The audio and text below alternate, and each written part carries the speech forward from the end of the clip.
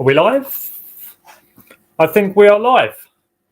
Hi guys, and welcome to Christmas stroke New Year's kind of special live. I'm at home on my own, and I thought, well, I'll do a live, but I'll do it a little bit differently. We do a little bit of a hangout. I've got a Copperberg, so if anyone's not on shift, they want to grab a beer, do whatever, we can just sort of hang out for an hour or so. I've got only Fools and Horses on the TV, so I'm not going to be watching it. I'm obviously going to be doing the live and that, but it's a little bit of background for something for me to look at. But yeah, we are, what are we, like the 28th? Josh Green, evening from a site near the Humber Bridge. Nice. Chip King, hi buddy, you all good? Yeah, I'm very good.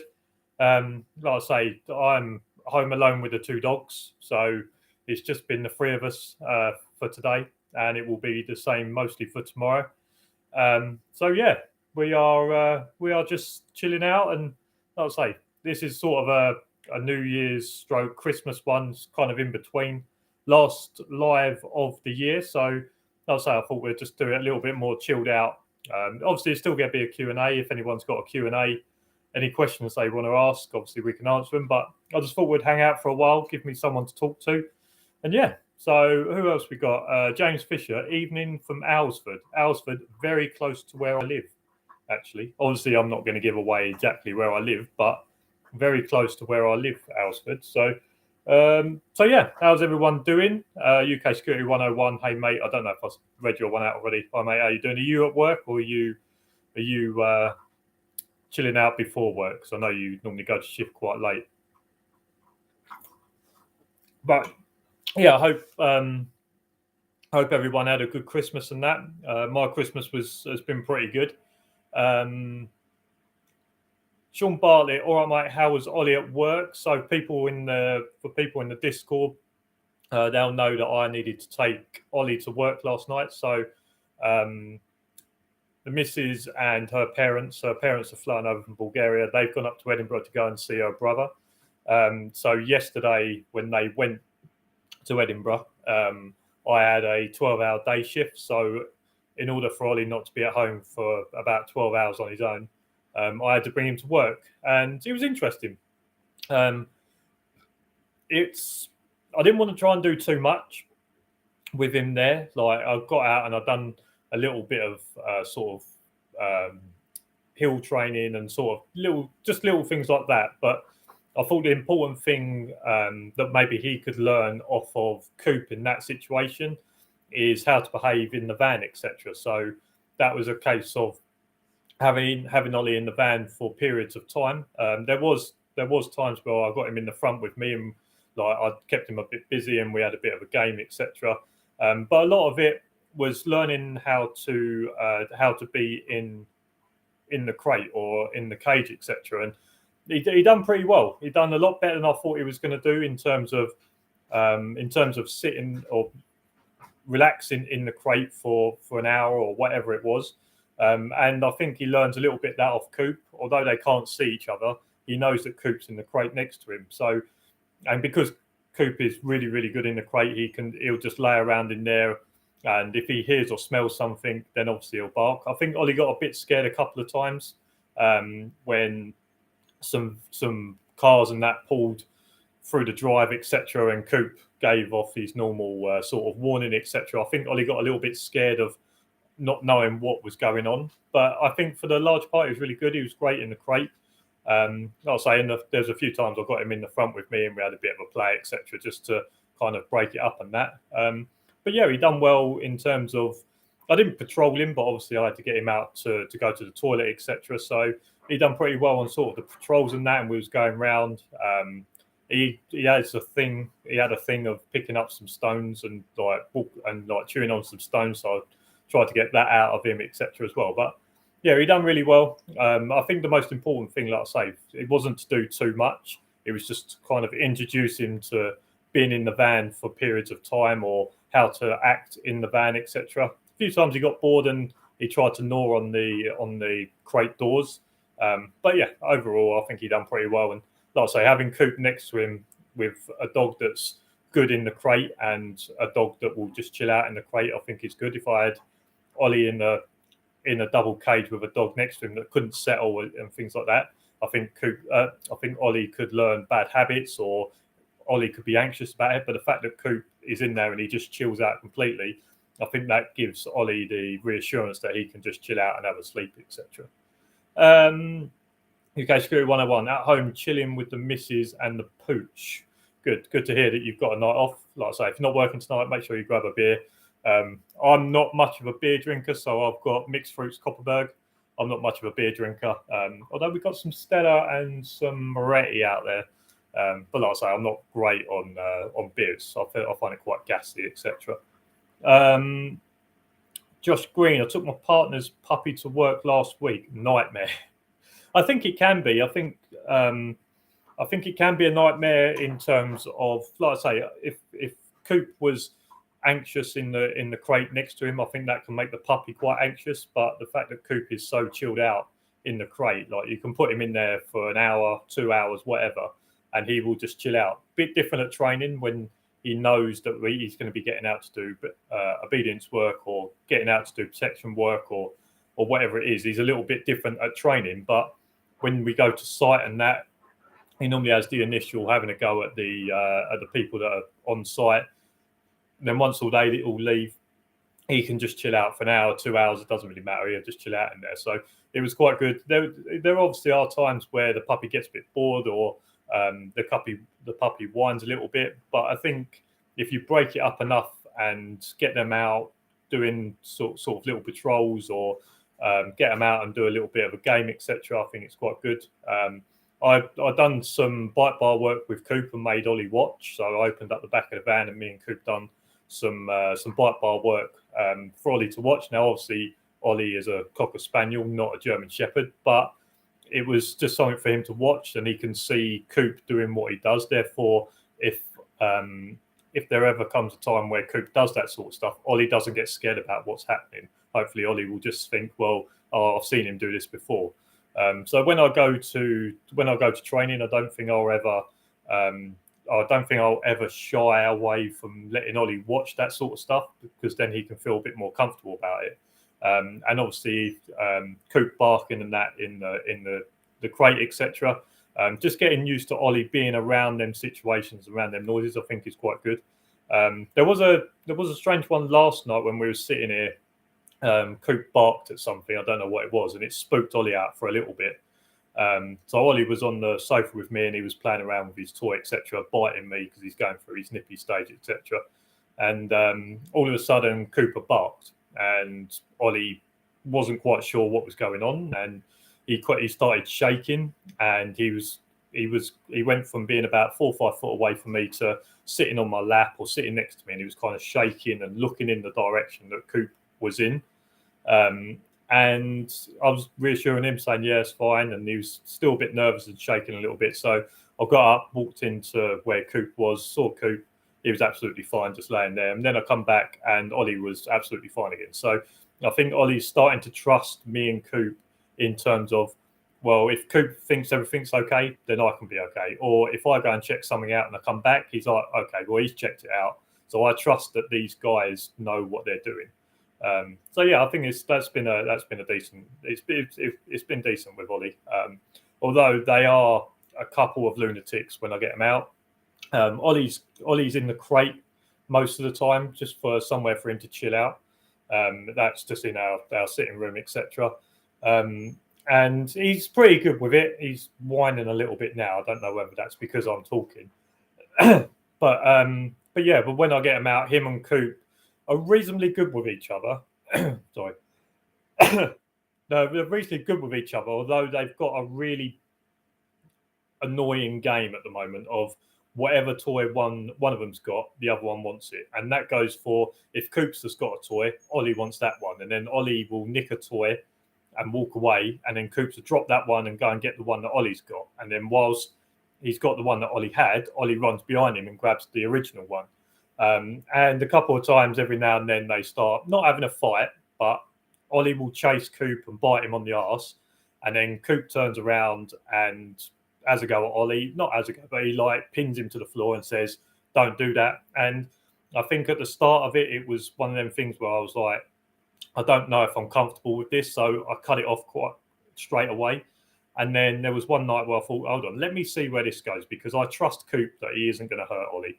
And there's been plenty of times over the last couple of weeks that at any point Coop could have really hurt Ollie if he really wanted to, and he never has. A few squeals, but when Ollie squeals, Coop lets go straight away, or whatever they're doing, Coop stops straight away. So they've got a bit of a game where Ollie will come up, nip Coop, and then Cooper come over and pin him to the floor. But then Cooper walk off, and then Ollie gets up and runs after him again to get the toy, and then it becomes a bit of a chasing game. So I need to work on them both being free and being able to chill out together. We've gone through a stage where there are signs where they can, but there's times where like Cooper be chilling out somewhere and Ollie will be over here with a toy, and then Ollie will go over to Coop with the toy, drop it next to him, and then run off as if to say, "Come on, let's play." But then there's also times where Ollie would just be sitting there with a toy, and then Cooper just come over and go and nick it. So we need to work on them both being free and being able to chill out in the same room for longer than about 4 minutes. But it's all sort of like small steps and things like that, and we'll get there in the end. But no, I'll say they do play decently together. Ollie's not had both of his jabs, so it's not a case where I can take them both to the park and do certain stuff. Speaking to the vet, I just said I can't mix Ollie with dogs where I don't know their sort of their vaccine history. So taking him to work the other day is not that bad. I know that there's obviously been a security dog there before, but you trust that security dogs with their training and their NASDA, etc., they've kept up to date with vaccines, i.e. my trainer asked for vaccine records, etc., to turn up to training. But other than that, we're the only dogs there. So I kind of, although it's not ideal to have to take Ollie into that environment, I trust in the handler, etc., that the vaccines are up to date. Therefore, it shouldn't be away. But like I say, it's a bit of it's a bit awkward at the moment where I can't take him and Ollie out to the park, or I can't take him and Ollie on walks together so that they can learn to walk together. Because I've found before with Coop is when we've brought a dog into his domain, is that it can be a little bit dominant over it. But if we get Cooper and the other dog and go for a walk, Coop just ignores the other dog, or he'll just walk next to him and they'll be absolutely fine. So I think once Ollie's had his second jab and we can get him out and we can take them both for a walk, they might start calming down, where they get used to being like a little bit lower driven around each other. So hopefully, like I say, it's all sort of steps, but it's just one of them things where you've got a dog that is confident like Coop, a dog that is taught not to lose, and then you get a puppy who's very playful and wants to play all the time. Is that Ollie tries to put a bit of dominance on Coop, or Ollie wants to play a lot, and Cooper's like, well, I can't lose this game that we're going to play, so therefore I'm going to win. But yeah, it's all been good. Like I say, no one's a couple of squirrels from Ollie, but it's never been anything too bad.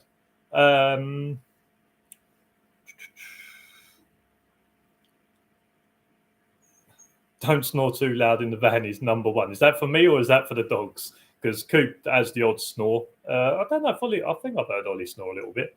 But yeah, is that for me or the dogs?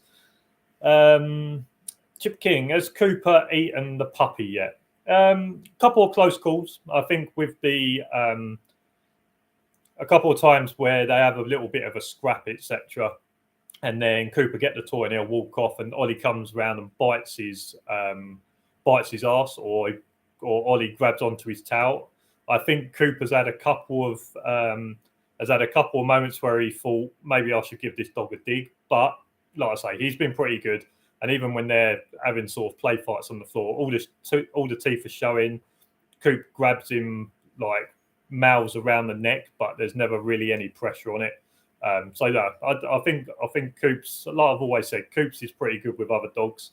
But yeah, I just have to monitor it. Would I leave them in the same room together for longer than 2 or 3 minutes? Probably not. But as long as it's all monitored, and as long as I'm sitting there and I can tell Coop to take it easy, or whatever it is. It's all pretty good. Ollie has a game where he can fit under the sofa and under the puff. So one of their games as well is that Ollie will run up, bite Coop on the towel, run around the kitchen island. Ollie, easy. He'll bite Coop on the towel and then he'll run around the kitchen island and then he'll come flying in and he'll dive under the puff. Let me go and get him. Let me go and get Ollie because he's scratching a little bit. Hold on 2 secs.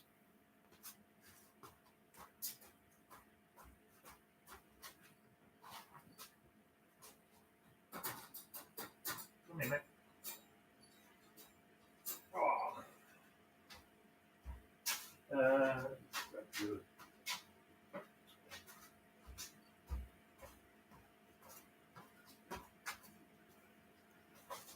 Oh, right. Yeah, have that. He's an 18-month-old border collie, so he's full of energy 24/7, so no chill time. When he's at home, he's fine because we have land to burn the energy off.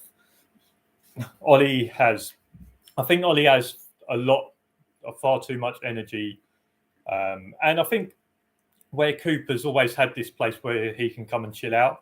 I think some of it is a little bit of like Cooper's trying to teach Ollie to calm down a little bit. I think especially when Ollie starts charging around and then Coop is on his bed or something and Ollie starts charging around, Coop, maybe, I might be getting this wrong, but Coop might be trying to put his dominance down to how about we just chill out? This is a chill out area, etc. That game they will never grow out of. Mine does it, and that's makes the shepherd. I read that so badly. That game they will never grow out of. Mine does that with my mate shepherd. They always want each other what the other one has. Yeah, I don't think it will ever grow out, but I just need to not have it every time that. I just need to have it not every time that Ollie's out the crate. What I don't want is that every time I let Ollie out the crate, it's like, right, this time to go mad. Just need him to be able to chill out. Yeah. Is that you? Is that you on there? Are you looking at everyone? Hey? Some of them might be your fans. Hey? Hey guys. Hey, it's me, Ollie. I don't know what I'm looking at. Hey?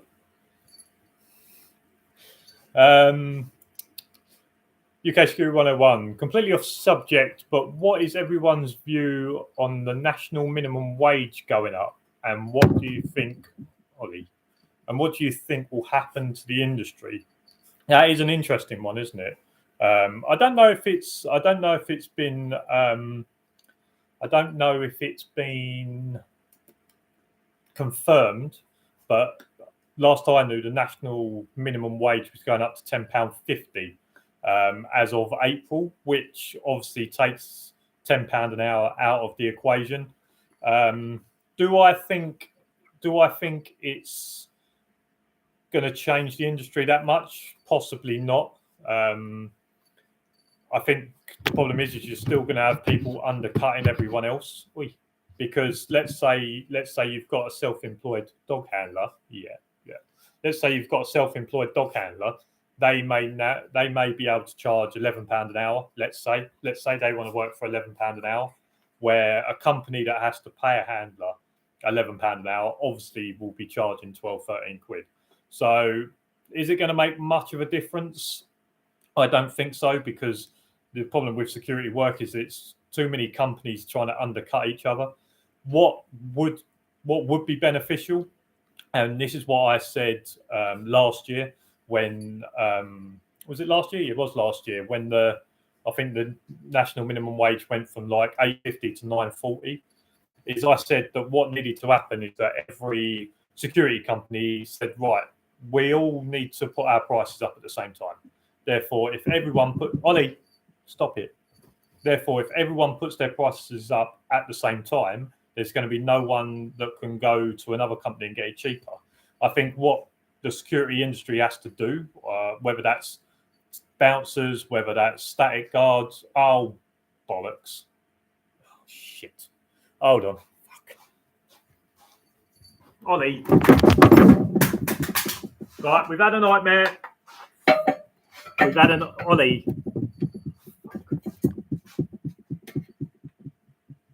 Sorry, guys. You're in the middle of a real life nightmare here. Oh, fucking hell, Ollie.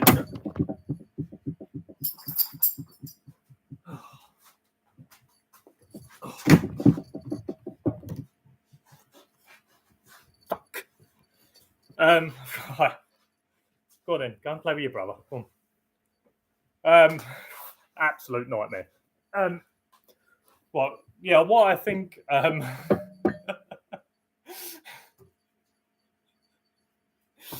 Ollie just pissed on the blanket, the sofa blanket. Ollie just pissed on that, and then in my haste to stand up and go and get the blanket or the dog,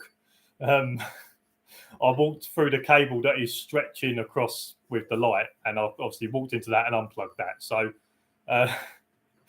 but yeah, what was I saying? Yeah, in terms of like security, I think what has to happen is that whether it's bouncers, static guards, security, dog handlers, whatever it is, they need to just say, right, the minimum anyone's going to earn is £12.50 an hour, and make sure that no one undercuts that. Whether that's actually ever going to happen, I don't think it is, but that is what you need to. But that's what needs to happen, is that every security company, as an industry as a whole, just need to say, right, this is the minimum anyone working in security is going to earn. So I think that's the only way in which it's going to make any difference. Like I say, the problem is with the only problem is with the minimum wage going up is that self-employed handlers that don't have to pay someone else can come in at a lower rate than companies. Oh, he's out of shit now. Ollie, good boy, mate. Well done for doing it on the mat, though. Yeah, you did it on the mat. Well done. Yeah, the only problem is that with, let's say, self-employed handlers, they're always going to be able to undercut companies because they haven't got to pay someone else. So that's one of the only issues that there's still going to be.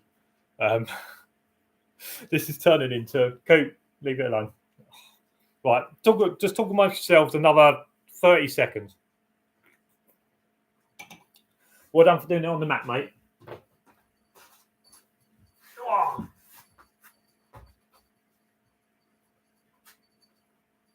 Yeah, well done. All right.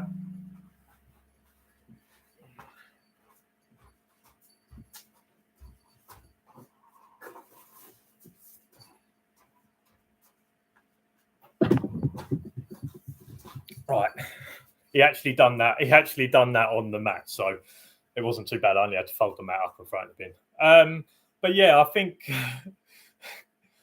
Well, this is the true life of a security dog handler, isn't it? Let's be honest. It might not be going that well, but now the puppy's had a piss and a crap. I think we'll probably be all right now. But yeah, like I say, with the security dog handling, they're having a fight. They're having a total war now.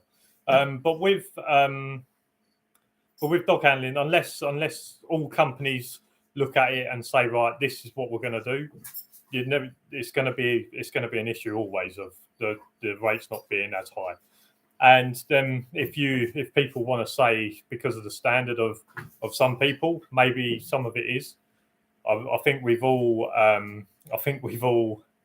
seen the video out recently of the security dog handler that had the dog loose, that got through the fence, that run up to the guy that was videoing, and then run over to the pedestrian that apparently pulled a knife. I did stop the video and sort of zoomed in. It looks like it might be a butter knife at worst. But yeah, other than that, but if them videos do keep coming out, then obviously that's not going to be great as well. That's going to possibly keep wages down, etc. as well.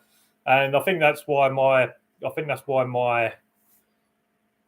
message has always been to make yourself better, or whatever it is, or set a standard for someone else to be at, and try and pull each other along and keep each other's standards right, because that's the only way in which maybe sometimes the maybe that's why the wages are continuing to be as low. But I think most of the problem is Coop, get your teeth off him. But I think most of the problem is that the self-employed dog handlers. I've got nothing against self-employed dog handlers, but the problem with self-employed dog handlers is they can always undercut the companies because they don't have someone else that they have to pay, etc. Don't jinx yourself. Well, they're both having a tug of war. Ollie's on his back now. I think it's going to be interesting as static guards, I imagine, was 10.50 an hour minimum. So that's what a dog handler should be getting paid as a specialist role. Yeah, I do agree, but the security dog section has never been seen as a specialist role, because if it was seen as a specialist role, it would have had higher wages already. I don't think people see security dog handling as a specialist role the same way that they may be doing the police or the army, etc. I think you're all just seen as the same, because and this is a problem where the SIA don't have a dog handling badge. So in terms of the SIA, we're exactly the same as static guards. So that's how people are going to look at it. Yes, I know that obviously we have extra expenditure for things like that, but that is our choice at the end of the day. We could just be static guards the same way they are, but we choose to do extra. So yes, I understand that we have extra outgoings because of the dogs, etc. But that is your actual choice. It's not anyone else's fault, because tomorrow I could drop the dogs and go and become a static guard or a mobile driver and earn possibly more money. But it's my choice that I want to work with the dogs. So it's good and it's bad, but you have to understand that it's your choice that you're a security dog handler and not a static.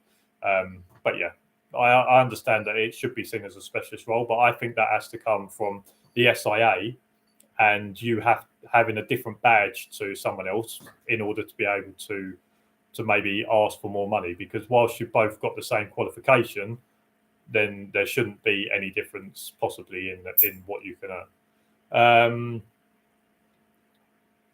But some sites get trainee dog handlers on site and undercut.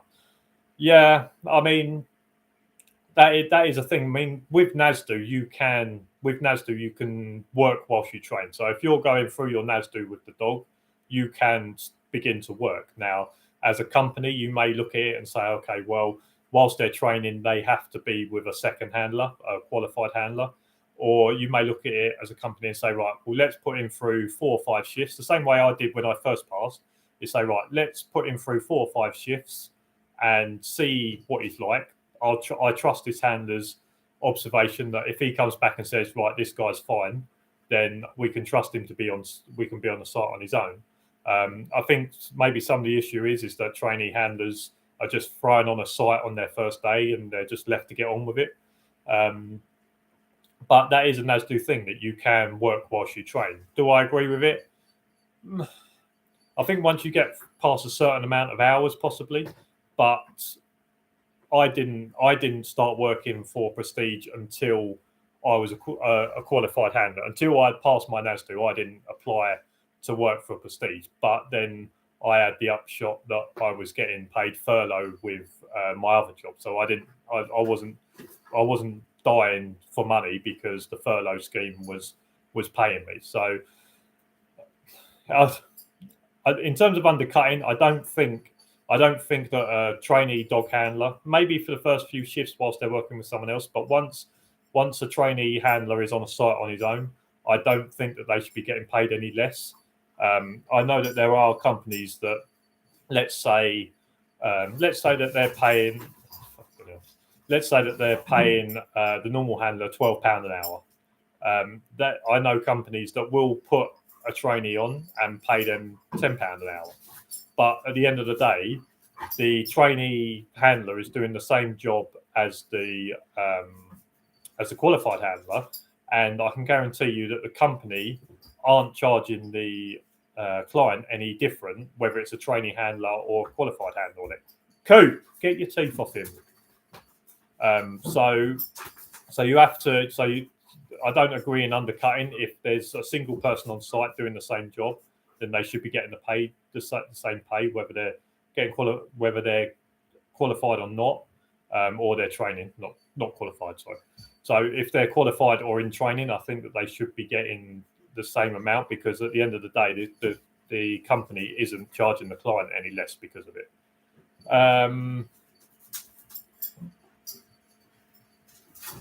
Guards not gods, yeah.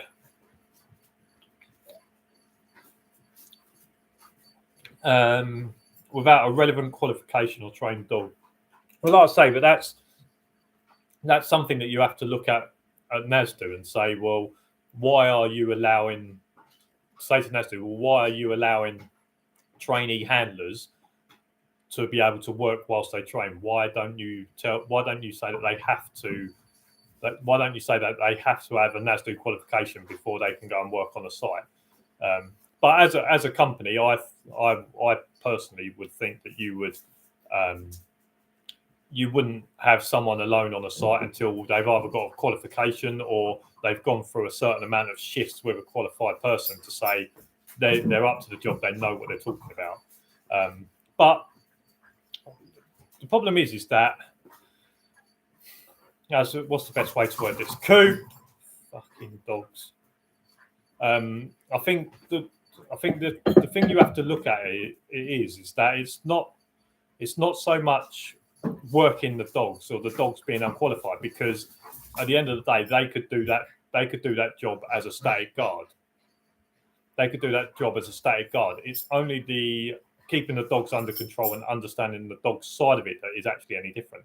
If I went to my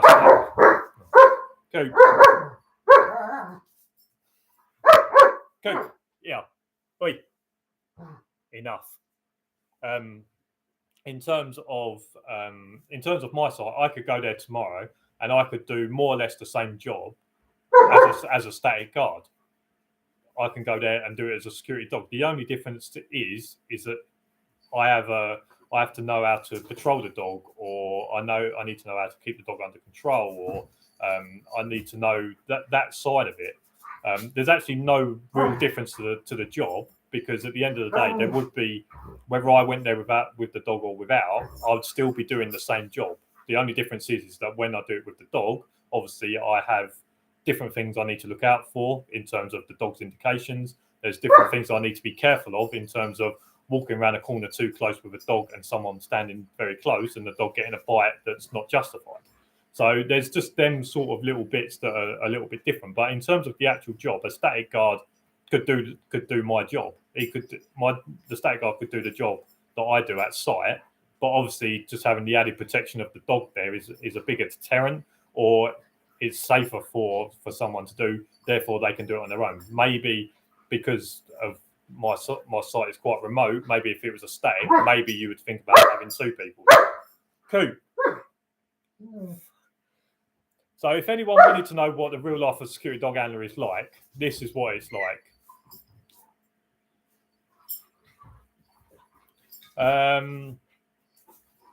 mean, in my old site, when I was a static guard, would only employ trainees to pay them less, if that makes sense. So yeah, so the site that you was on, they would only have trainee handlers because they could get a trainee handler for $9.50 an hour instead of £11 an hour, etc. Yeah, I get what you mean.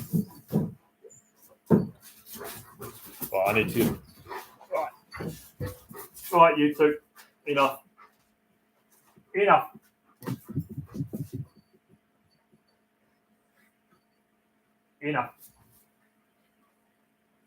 All right. Oh. Enough. All right, good luck. In you go.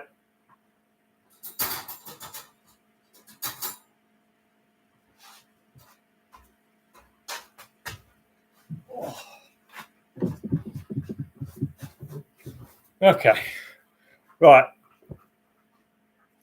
Well, I mean, the other thing is with Ollie being so young, and obviously he has obviously young joints and things like that, is that you can only let him do so much exercise. So yeah, that started getting a little bit a little bit too much. But at the end of the day, I do need to monitor how much activity Ollie has, because he has, at the end of the day, got young joints, young bones, etc.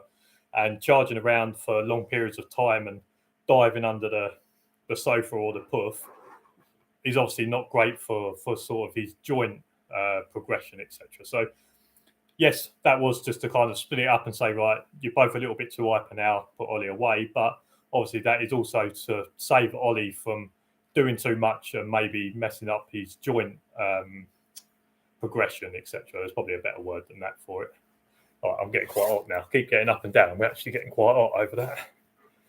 But like I say, my channel has always been about the real life of a dog handler, and I've got a security dog and a hyper puppy, and this is what it is a little bit. This is what it's like a little bit. I've got the puppy pissing on the rug, having a crap. 2 dogs charging around the place, but Cooper's up on the puff out, chilling out now, and Ollie's chilling out. So hopefully we should all be set for a bit more of a chilled out next however long I do this for. If the dog looked aggressive and could bark on command, they basically handed you site keys and gave you a contract. I mean, that is, someone could give me maybe a better percentage. I'm going to say 85% of the deterrent. 85% of the deterrent is the dog looking like it's going to do something. And I'd say for 90, I'm going to say 90%, 9 out of 10 people, if you've got a dog that looks like he's going to do something, 9 out of 10 people are just going to walk away and say, no, not interested, I'm off. That is 85% of the job. Did I say 85% last time? That is 85% of the dog's job, is to look like he could do something. The last 15% is when you get someone, or then 1 in 10 people, that decides they want to come forwards. Therefore, the dog has to go further. But I think for the majority of security dog handling, I think 85% of the dog's job is done by looking like it's going to do something, and then that person deciding whether they want to take it any further or not. I know a lot of people say about having like the most aggressive dog, or like having a dog that would snap someone's arm or whatever it is, but it happens so little that the dog is there. The dog is there to sort of deter people from coming towards you, etc. The dog is not there to be a weapon. The dog is not there to be used on anyone. It has to be a certain type of circumstance that you can justify, etc. So that's why I say like 85% has to be that. But at the end of the day, it's not that person that's coming is trying to attack you. You have a right to defend yourself as well. So it's not just a case of like the dog has to be able to rip someone's head off. It's just a case of that between you and the dog, you need to be able to control that person or to get that threat away from you. It's not the dog's job to maul someone, or it's not the dog's job to pin someone to the floor. The dog's job is to try and keep you safe, but it's actually your job in order to defend yourself, and it's your job to be able to detain that person. The dog's not going to be able to cuff someone.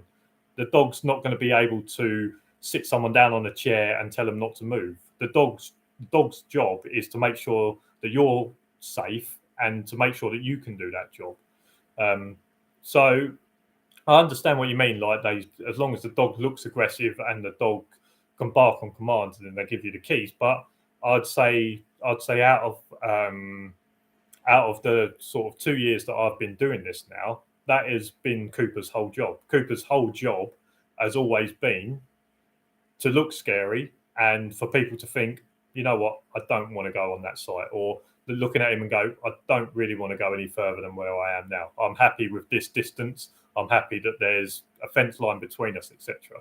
So I understand what you mean, not having or whatever, giving you the contract on that. But that is the dog's job. The dog's job is there to be a deterrent and the dog's job is there. I would say 85% of his job is looking like you don't want to mess around with him. And like I say, for the 2 years that I've worked, I might have just been really lucky, but that's all I've ever needed him for. I've never needed him to go that extra 15%. So my missus said, well, we will babysit the dogs any day. And by the way, I mean her. The pair of them are decent. Like Coop's, when Ollie's in the crate chilling out, Coop just properly chills out. Individually, they're not bad. Ollie just has a lot of energy at the moment, which we can try and burn off in here. But like I say, I need his jabs to be done so that I can get him out and take him down the path or whatever, and try and burn some energy there. Trying to burn energy where we are is not ideal. I take him to my mum and dad's, and they can burn some energy off there. But like I say, Ollie's got a lot of energy, and Coop has a lot of energy as well. But there's only so. But Coop's patience, I think, is a lot thinner than obviously Ollie's. So Cooper will play around and he'll mess around, but at some point, Cooper's patience might just wear out a little bit, where he's thinking, right, I need to stop this guy now, or this guy needs to settle down. As the saying goes, you are security officer first and a dog handler second. Yeah, and like I say, that's what you have to remember in this job, is that yes, you are a security dog handler, but you are a security guard first. And that's why I'm saying that I could go and do exactly the same job. I could go and do exactly the same job tomorrow without the dogs, but it's my choice, and I've decided to go down this route to have the dog there, A, for company, B, as an extra deterrent, and C, as a bit of protection as well. But the first thing I am is security officer, and I think that's what you have to not forget. That's what you have to remember about this job, is that you're not just a security dog handler. You are a security officer with dog handling capabilities. And I think we've gone through that sort of chat before. Like, don't forget that what your actual job is, or what your actual badge is, and then obviously you've just taken it a little bit further. UK Security, Chip King, UK Security 101, saying soldier first, trade second. That's army talk, I imagine. I don't know what trade second is. But has anyone got anything else they want to talk about? In terms of videos, I can't remember what videos have been going on lately. Obviously had the Pause for Security extra Christmas special. So I hope you enjoyed that. That was obviously me and Aaron. And the other one was Ollie, wasn't it? Going and getting Ollie, etc. But yeah, they're my last couple of videos. Gone pretty well on the numbers. I think having Ollie there and people not knowing that I was getting a second dog, obviously that caught a few more people's attention. And then the Pause for Security podcast is always like them kind of numbers. There obviously is an announcement coming on the 2nd of January about trying to do some more stuff with the channel, etc. Which I'm still pretty excited about. I think it's going to be a good change, and it will possibly open some doors for me to maybe do a little more. But I think it's still up to other people to try and get on board with it, or not to question what it is, etc. But yeah, that's coming on the 2nd of January. I don't really want to spoil it, because I don't really want to talk about it until it kind of happens. But what I'll do is I'll set up a live not long after to have a chat about it. And if anyone's got any questions that they want to ask me about it, they can. In terms of January, I'm changing my working pattern to Monday to Thursday night, which obviously means I'm going to be working on Wednesday evenings. So I'm going to work out what I'm going to do with the lives, and then I'll let people know. But there's still going to be some lives and things like that. But they might change to maybe even Friday evenings or Sunday evenings. I'm not sure what works better for everyone or what works better for me at the moment, but I'll still do some lives, but obviously they might not be Wednesdays because I'll be on shift, and I don't think it's appropriate to go live on shift. Obviously doing a video on that is not the end of the world, but I don't think it's appropriate to go live whilst on shift for an hour or however long I do it for. So but yeah, like I say, my working pattern's going to change, but I'll still fit in some lives and still fit in some different things. And yeah, I think 2022 has been decent.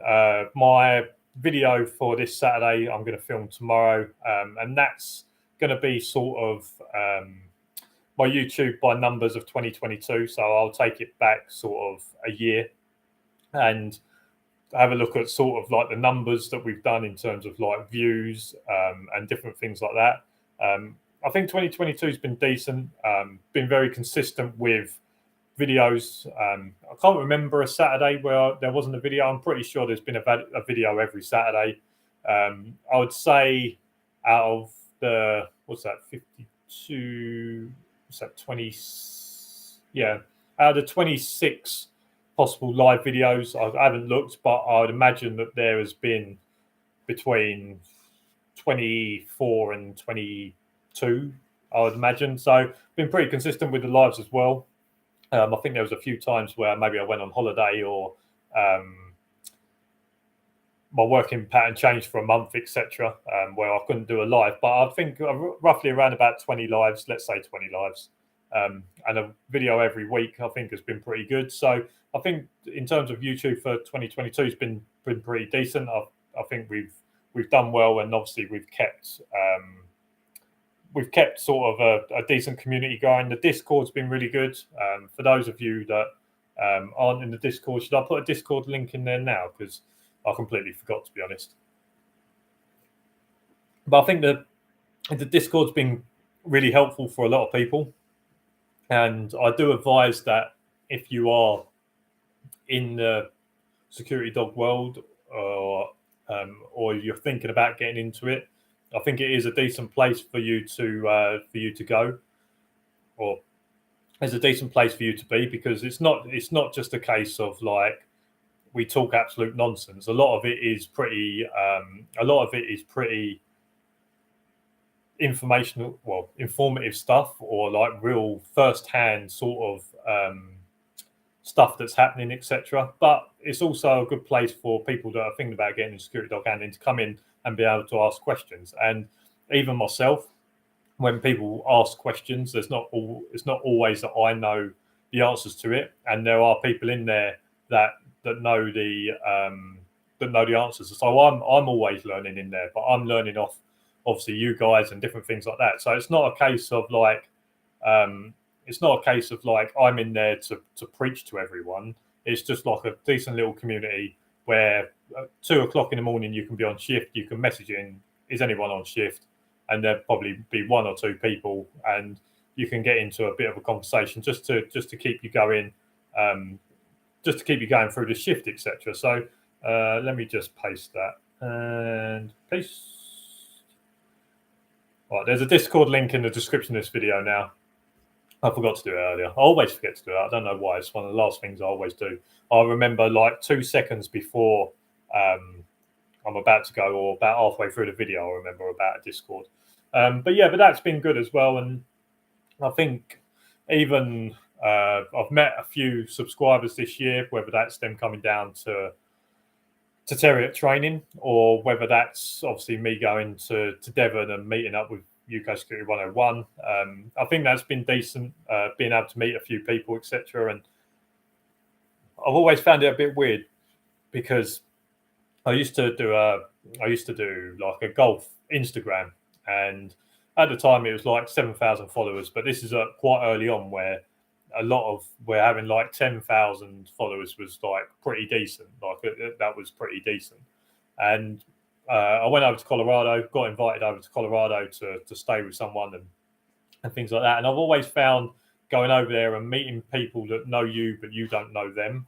I've always I found it interesting, but I've always found it a little bit awkward as well. Is that like obviously I'm very sociable and like I'll have a chat with anyone, or as long as they're not trying to put their opinions or put their stuff onto me, I'm quite happy to have a conversation with more or less anyone. But I've always found it quite strange when someone meets me and they know a lot more about me than obviously I do them, or they know something, or they mention something in a video that I've forgotten about. Because obviously where I kind of, in my YouTube sort of stuff, is that I kind of live on a week to week basis.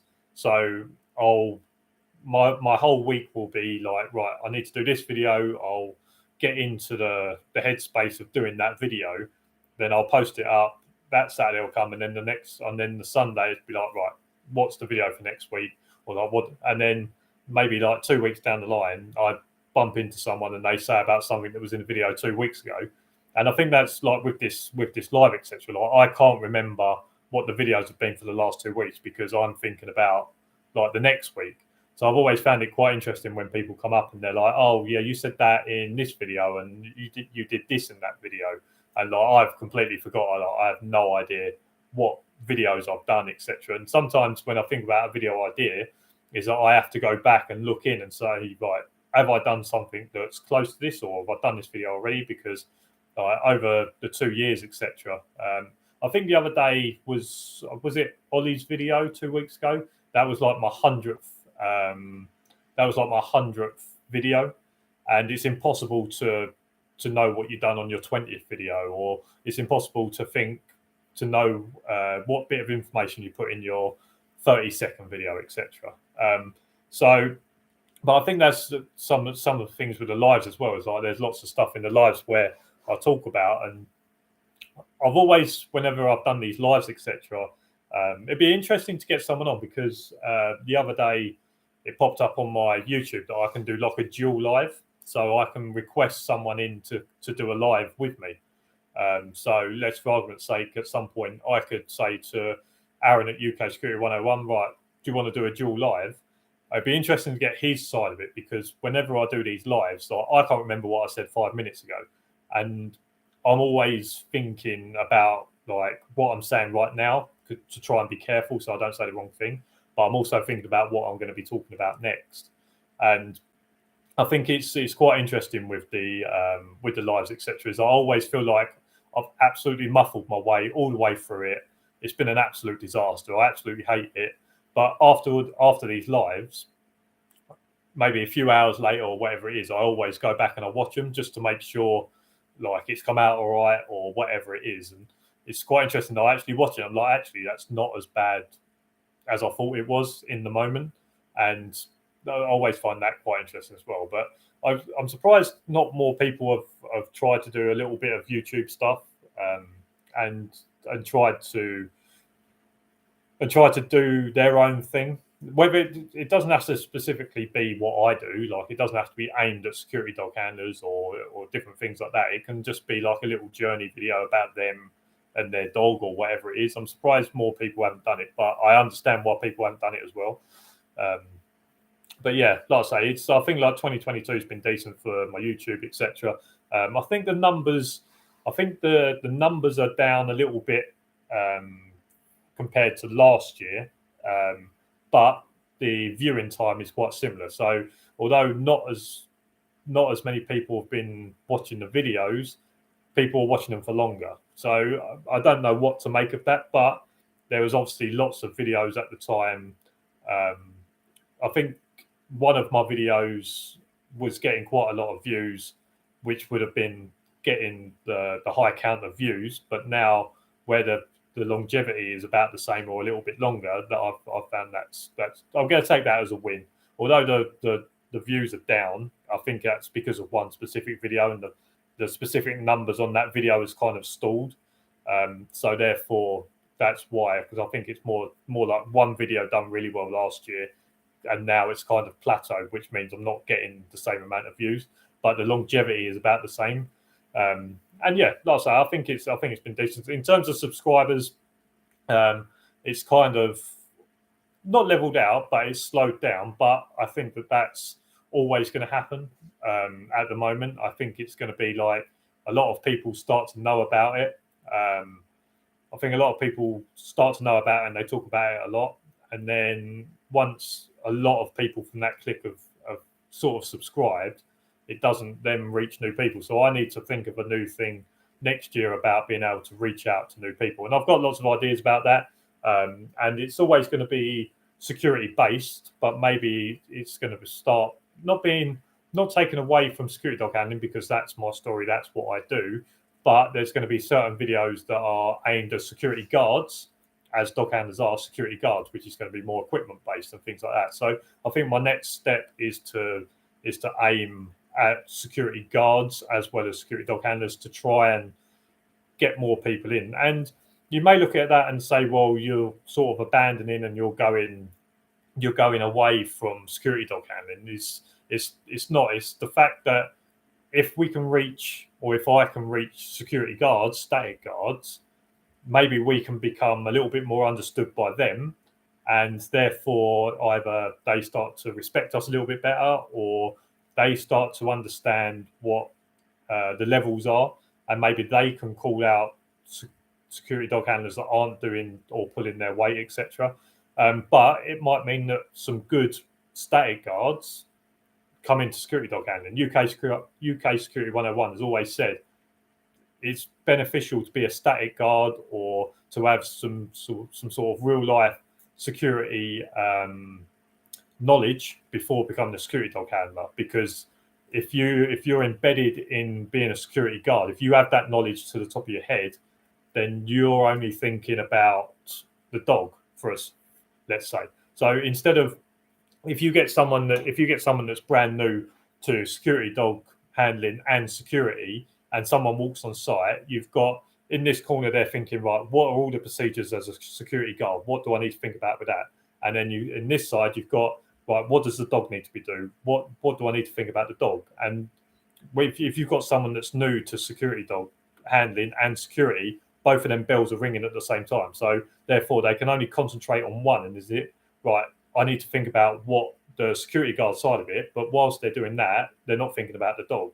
So if you've got someone that's been a security guard for a decent amount of time, or they've got some knowledge and some experience with it, this sort of comes a bit natural. So therefore, they're thinking, right, what does the dog need to do? And whilst this is ringing with the dog, this is working in the background, but this security side is sort of second nature to them. So instead of thinking about two things at the same time and trying to split which one they're thinking about, they're thinking about the dog, because the security side of it is sort of second nature. They know what the procedures are. They know possibly how this is going to work, rather than panicking about the security side, about what they need to do or what they need to say, what are the rules, etc.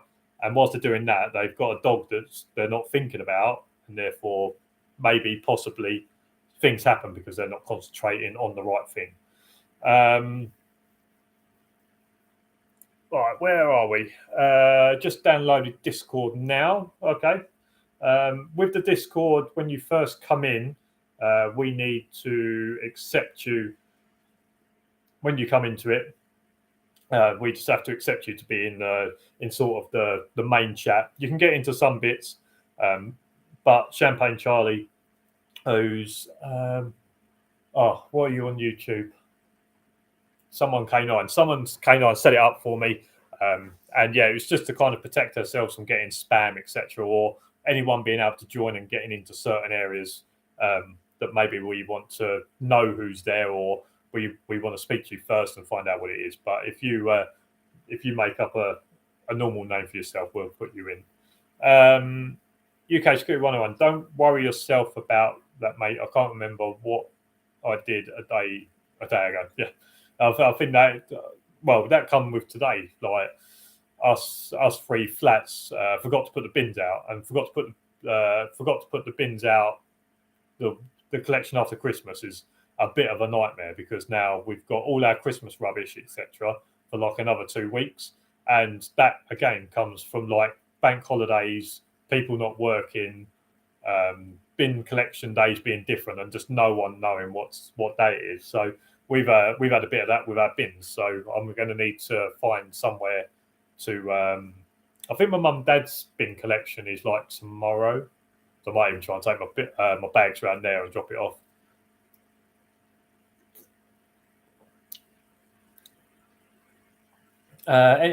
Any plans to start uploading videos again? UK Security 101. He said maybe we should see a lot can happen in the new year. Just green. I started off doing aviation security, then went to static on power stations, and now I'm a handler, so I can agree on that one.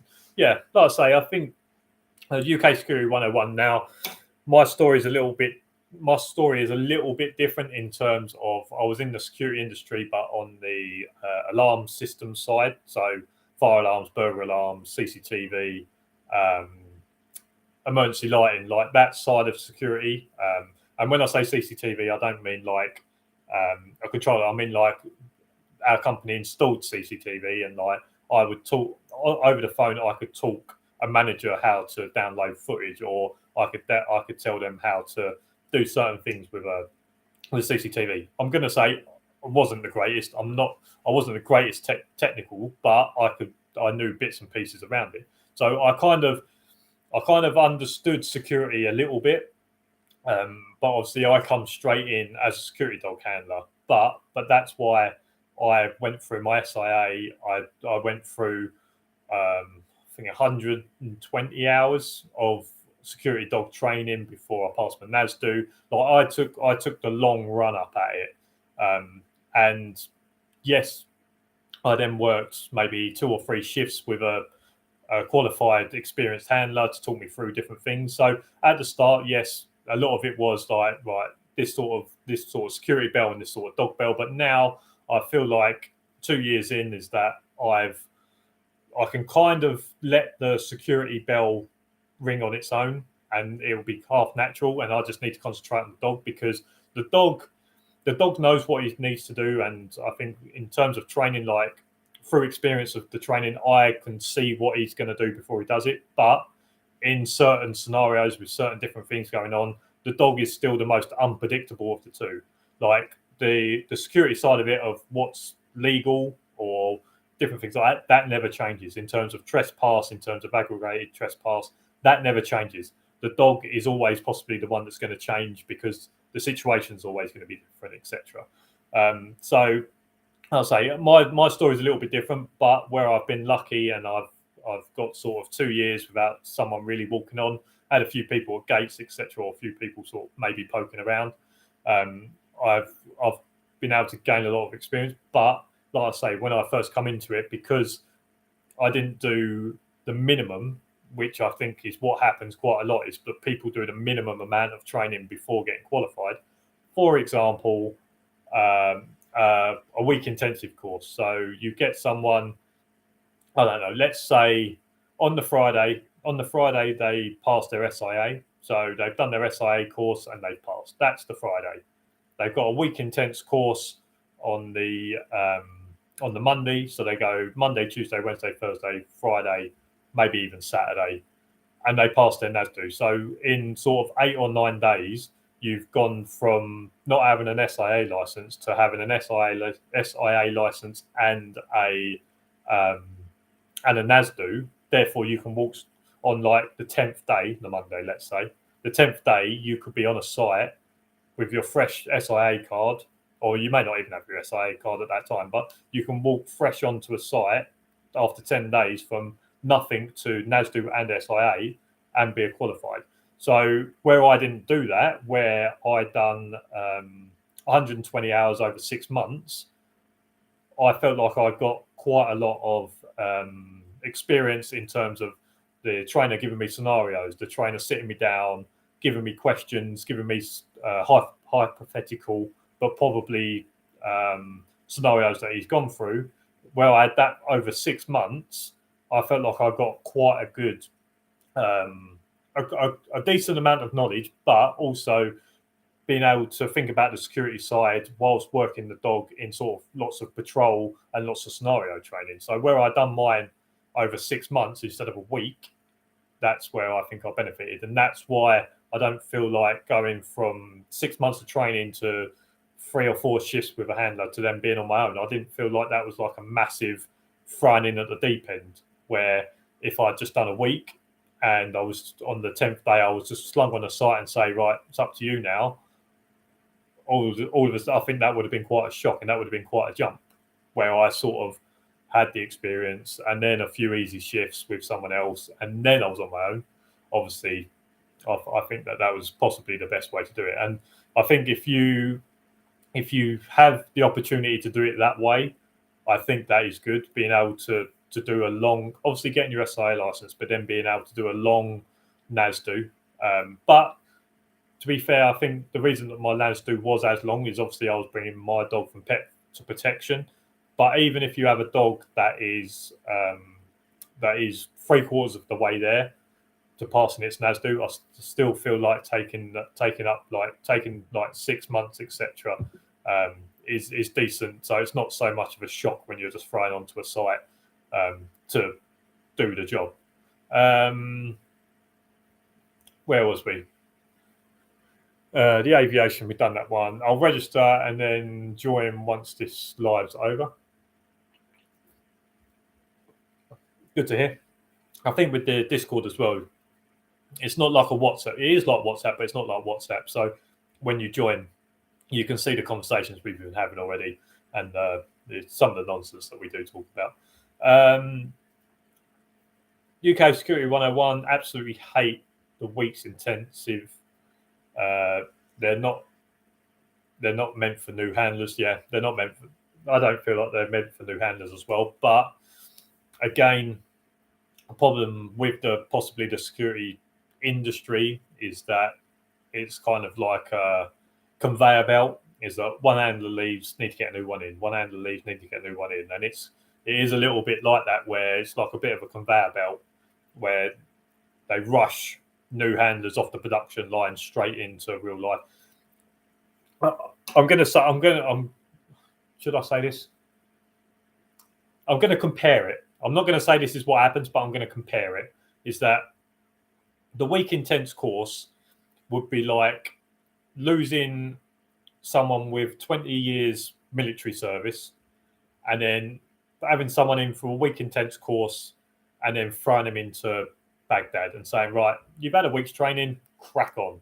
That week intense course is not meant for that civilian to then go and be thrown into Baghdad. Like, the week intense course is meant to be, right, you was in the army between 18 and 22. You're now 28. Let's just give you a week intense course so that you can get back to knowing what you need to do. Then we're going to go throw you in Baghdad. That's kind of how I would compare it. I don't want people to have a go at me about that comparison, but that's how I see it, is that what the problem is they've got people leaving the army and then they're throwing someone in. So with security dog handling, it's like someone with 20 years experience walks away. Week intense course, that person replaces them. They're not the same handler. They're never going to be the same handler for X amount of time. But that is the problem with security, I think, as a whole. I think that happens in anything. So you'll have someone that does a door supervisor license. So on the Monday, they start their door supervisor license. They pass on the Friday. The Saturday night, they could be on a door. I don't know whether it works exactly like that, but you know what I mean? Like, they get a week's intense course of door supervisor, and then all of a sudden, right, you can go and work on a door. Well, yeah, I get what that is, but the person that they're replacing on the door with 10 years experience, it's not quite the same. I know it's not ever going to be the same, but it is.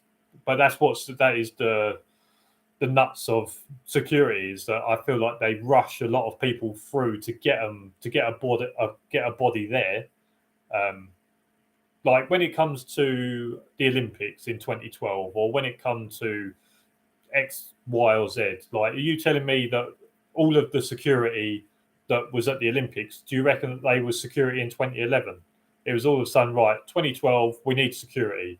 And all these people were sitting there going, well, if I get this license, I can have a job for 3 or 4 months, 5, 6 months. So a lot of people look at it and they're like, right, well, I need a job quickly.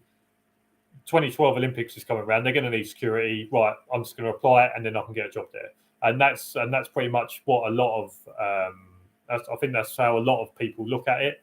But that is a problem with the SIA and NASDU allowing new handlers to be able to apply for them week intensive courses.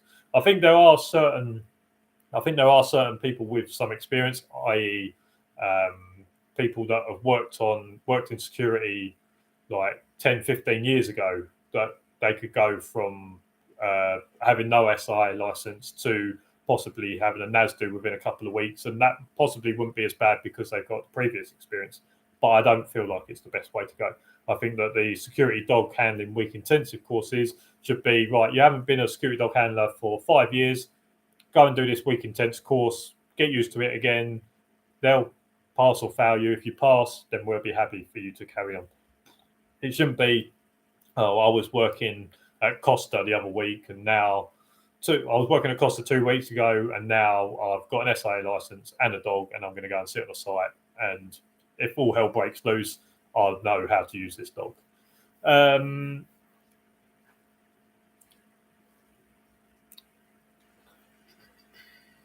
think the static bit is a lot more stressful and many more hours of training.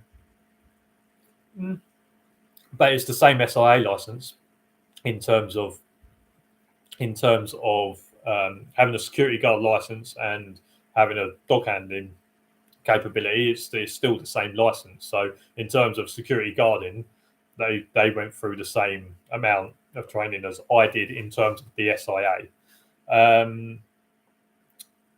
Aside patrols are a whole different ballgame. Yeah, I think that's the one thing. I think that's the one thing that I would have to learn if I went to my site tomorrow. Obviously, I would need to adapt my patrols for not having the dog, because my dog picks up on indications. My dog will be able to smell people far before I can even see them. So obviously, if I was going to do static stuff, I would have to adapt my sort of patrolling and things like that. But yeah, I think patrols aside, it is reasonably similar. UK Security 101, that's interesting, mate. You're the first person I've ever met that's actually done the aviation security. I thought you were talking about me. I thought you were saying I was interested. Well, we'll gloss over that. It's not really what you would think because you work alongside the police, which is known as special branch in aviation world. The County Boy Pearson. Hi all, first time on a live, looking to get into security dog handling. Was suggested to get Dorman SIA license then do NASDU. Is it Dorman or security guard to go for? So in terms of the door supervisor and the static guard license, you can do security dog handling with both. I've got a security guard license because of the sites that I do. But if you are interested in working in places like festivals, places like nightclubs or things like that, anywhere that sells alcohol, you will require a store supervisor license. If you're just going to be working building sites, abandoned sites, fields, whatever it is, as long as there's no alcohol served there, you can work on a security guard license. If you want to work things like festivals where beer is going to be sold, door supervisor. For what I do, I don't mind having the security guarding license. If I was going to advise anyone new getting into it, I would say get the door supervisor license, because then you have no restrictions on working at festivals or nightclubs, pubs, whatever it is. And also in that they do a little bit of protection training, UK Security 101, you'll be the one to talk better through this. But obviously, with door supervisor license, they're designed at doorman, so therefore they teach you how to deal with people hand to hand rather than obviously with the dog. So maybe and you guess the physical and you get the physical interventions with your door license. So if I was going to advise someone that's coming new into it, then I would say possibly get the door license, because you get the physical intervention training. You have no restrictions on where you can work in terms of if alcohol's sold there or not. For example, I can't go and work at a festival, or I can't go and work on a nightclub door with the dog because I've only got a security guarding license. Would I want to go and work on a nightclub door with the dog? No. So having a security guard license to go and work on building sites, abandoned buildings, residential areas, things like that, it's perfect for me. But like I say, if you're interested, if you're going to be interested in doing things like festivals and things like that, then the door supervisor. But like I say, with the door supervisor, you obviously get that what do you call it? Physical intervention on it as well. And don't forget, guys, if you are applying for any license, now you need to have a valid first aid qualification. That is very true. I'm going to need to have a valid first aid qualification when my license runs out in October. So, but that is, but in terms of having a valid first aid qualification, that is having the certificate when you apply. So when my license comes up for renewal, I can't, let's say on the 1st of October, my license runs out. I can't have a first aid course booked in for the 2nd and then apply for my license. So I have to maybe, October, September, August, maybe August time. I need to make sure that I do a first aid qualification and pass it. So therefore, leading up to October, I can apply for my license and have the certificate for it. So it's not a case of, I've got a first aid booked in or whatever it is. You have to have a valid first aid qualification on when you apply for your renewal of license or your new license or whatever. But I think with the County Boy Pearson, if you go to get licensed, they run lots of courses. That's who I got my license through. It's getlicensed.co.uk, I think it is. But I think with Get Licensed now, if you apply for the security guarding license, I think you complete a first aid course whilst you're there. So I think like the first aid course used to be, the security guard course used to be like 3 days, and then the 4th day was a test. I'm pretty sure like one of them, they've either extended it to 5 or whatever. But I believe now, instead of paying £230 for the course, you now pay like £300. But with Get Licensed, I believe you do your first aid and your SIA at the same time. Therefore, once you pass, you've passed everything in order to apply for your license. You don't do the SIA course and then have to go and do the first aid separately. So yeah, have a look on getlicensed.co.uk. They have loads of courses done throughout the year in different places, and that's, like I say, that's where I got mine from. And they was very good as well, and reasonably priced as well. I suggest going for door supervisor license, then you can work on licensed venues if needs be. Yeah. Okay, brilliant. Thanks, guys. I've watched 90% of your videos and found amazingly helpful. Well, like I say, that's why I've done it, and I feel like that's what's spurred me on to go for as long as I have, and to find new things to do videos about. Is that obviously helping someone like yourself. Helping someone like yourself is where I find some satisfaction. So I'm glad you enjoyed the videos. And yeah, like I say, get yourself onto getlicensed.co.uk and have a look at their courses. And like I say, just make sure that there's a first aid course in it as well. do ACT whilst it's free. I have no idea what ACT is. Just green. UK Scooter 101. If you do your license with Get License, they include it now on your first ever day. You'd think that I would look on this chat and then start talking about it, but I generally switch off to the chat whilst I start talking. And luckily, whether that's through something that you've experienced or something you've seen in my videos, we all seem to be on the same kind of wavelength now. Is that we all seem to talk about very similar things, and like I say, I start talking about something and someone else has already mentioned it. So I think that's the good thing about my videos, about my lives, about Discord, whatever it is that we seem to all be going at the same sort of rate, or we're bringing people and giving them the knowledge to make sure that they're up to date with us or whatever it is. So yeah. UK Scooter 101. I didn't know that, mate. Thanks for letting me know. Unfortunately, I've got to downgrade my license next year because of these first aid requirements. Action counter-terrorism. That's very true, isn't it? And I believe I think it's on my work phone. I think there's like an action counter-terrorism thing that you watch, or there's a little course thing that you go through in order to do that. Where are we at? An hour and 20. That's gone quick. Hold on, let me just put the Man City game on. Oh, it's on the thingy, isn't it? I was only going to do this till about 8 o'clock. It's an online course, mate. Yeah, I was only going to do this until 8 o'clock and then watch the Man City game, but I'll carry on.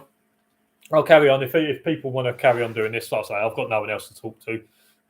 I'll give it till an hour and a half, and then I'll assume that most people would have switched off watching this, and then we can go a little bit more casual in terms of different things. But yeah, like I say, I think with what do I keep doing that? But in terms of like getting into the industry, I think I do agree that maybe the doorman one is the best one to go through first to see, because you may want to go and do festivals, you may want to go and do them sorts of stuff, and having the door supervisor license doesn't give you any restrictions on where you can work, where the security guarding license does restrict you to places that don't sell alcohol. He says as he's drinking his beer. Oh, where's Messi again? Here he is.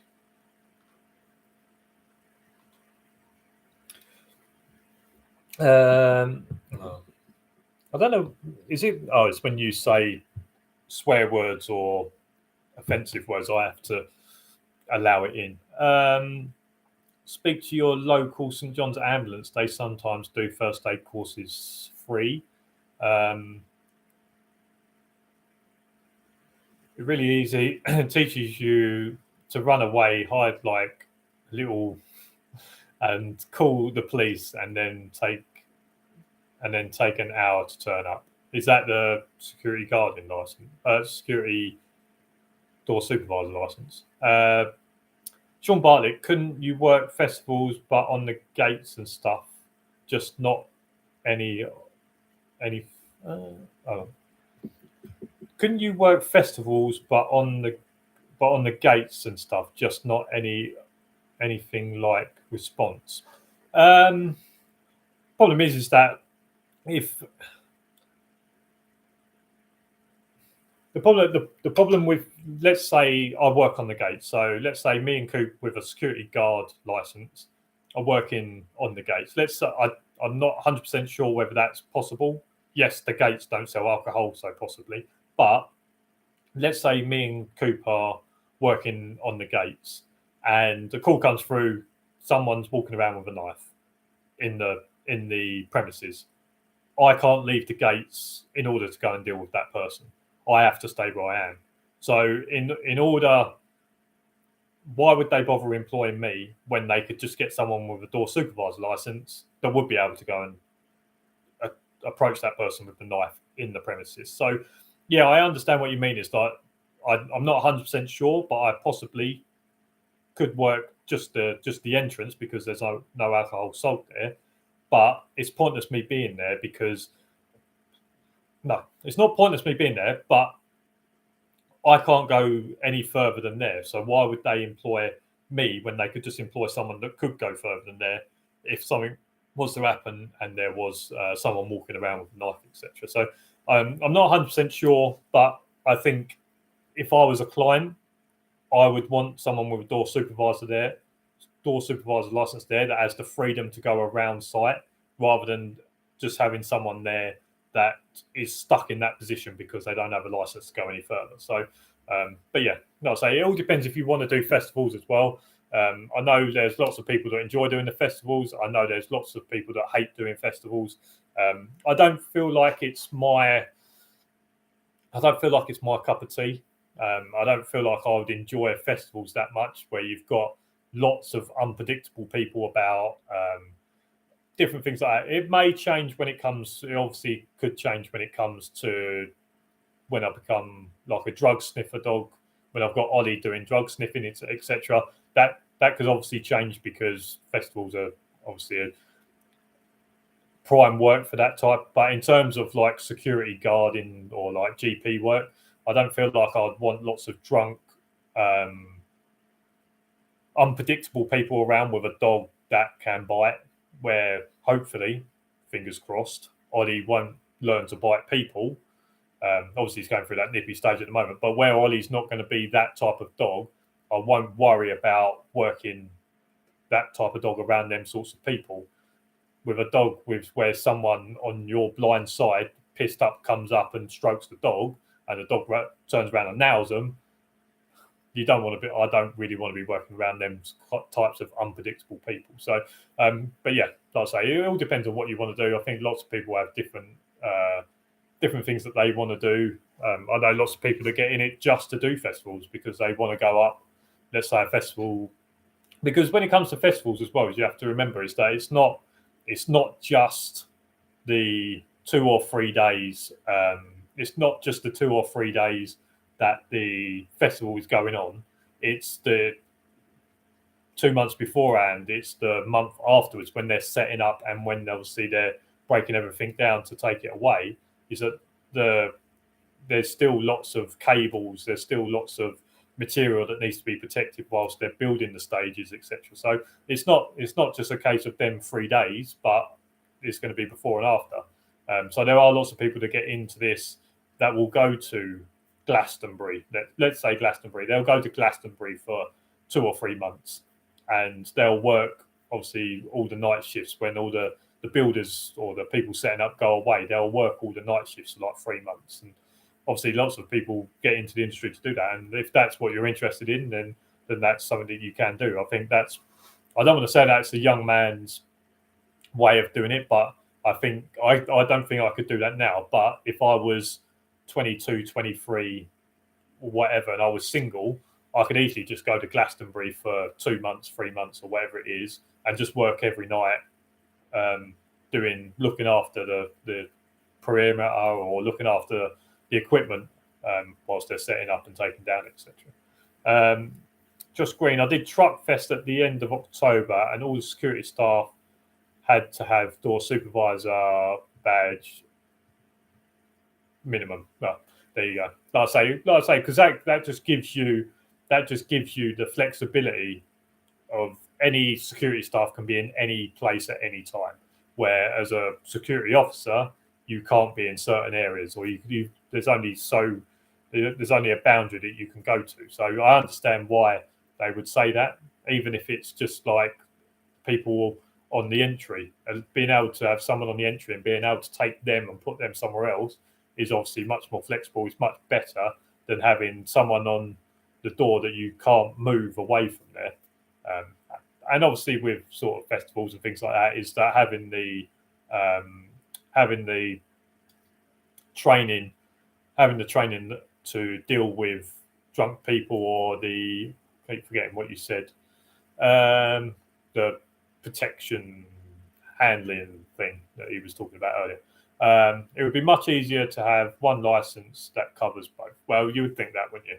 Well, what would be very handy is that dog handlers could just have their own license, and therefore they could go and work on any site, because their dog handling SIA badge would say whatever situation or whatever location this dog handler is put in, he knows how to deal with that. Whether that's a festival, whether that's a nightclub door, whether that's a domestic house, whether that's a construction site, this SIA dog handler badge says that he can deal with any of them. Therefore, we don't have to worry about what badge you've got. You just have the one badge for all dog handlers to use.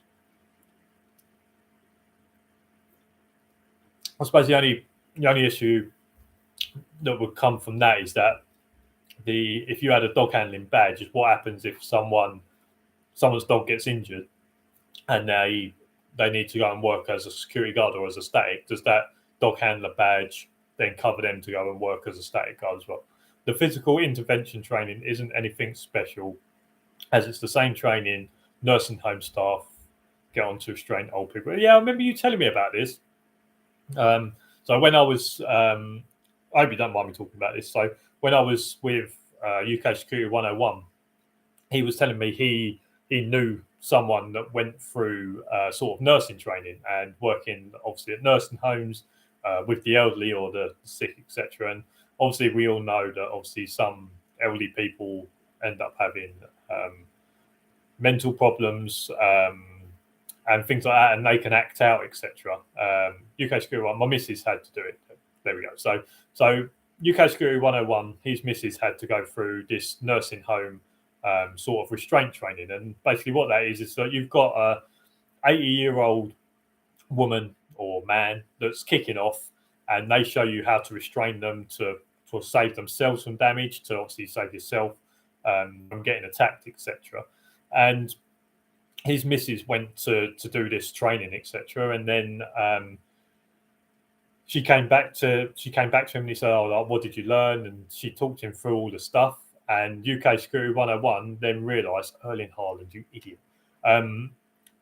His missus talked him through all the training, etc. And then Aaron worked out, well, that's exactly what I got taught on the door supervisor license. So it's about holding wrists, but like holding them like so you don't cause any harm to anyone, or you don't cause any damage. But basically, with the SIA door supervisor license, they teach you the same. They teach you how to deal with someone that's 25 and drunk the same way as they do that someone that's 80 and is flinging their arms around. It's very similar. So you have to take it with a pinch of salt. But this is a problem with, well, let's not say a problem, but this is something culturally wrong with the UK, is that you're not allowed to do anything to someone, or someone can be in the wrong and you can do something to protect yourself. He's missed it. You can do something to protect yourself, to get yourself out of harm's way. But if you do it in a too aggressive manner, they can then sue you for GBH or whatever it is. Although they might have been the aggressor, if you take it too far. So let's say you're in a nightclub and the bouncer comes over and starts talking to you, and they say, like, we would like you to leave, and you turn around and say, no, I'm not leaving, etc. If they then twist you up, fold you up and slam you on the floor, all of a sudden you can start suing them. But if they hold you with your wrist like this and they carry you out, or there's 4 20-stone muscle-built bouncers walking you out, and that's something that I thought about the other day as well, is that everyone knows about the Brixton issue, and obviously Gaby, security dog handler, obviously lost her life, and obviously that's really sad. And I don't want to say too much about it. It's obviously very sad. And what I'll do as well is in the description of this video is that I'll put I think there's a Just Giving page and one of the others. There's 2 pages set up to help cover like funeral costs and things like that. And I've donated to both of them and things like that. But everyone knows about like the Brixton thing that happened, and I haven't wanted to say anything because I think it's wrong to talk about something when you don't have all the information, or as most of us, I'd say 99% of us, have no real information, no hard evidence of what actually went on. I think we all have opinions about who's to blame, etc., and different things like that. But when you look at somewhere like Brixton, so I don't know what Brixton the Brixton place held, whether that was like 3,000, 5,000 people or whatever it was. It's like when 3,000 people turn up and try to push their way in, you have to remember that in things like door supervisor license or bouncers, that they are taught that 4 people have to escort 1 person out. That's their training.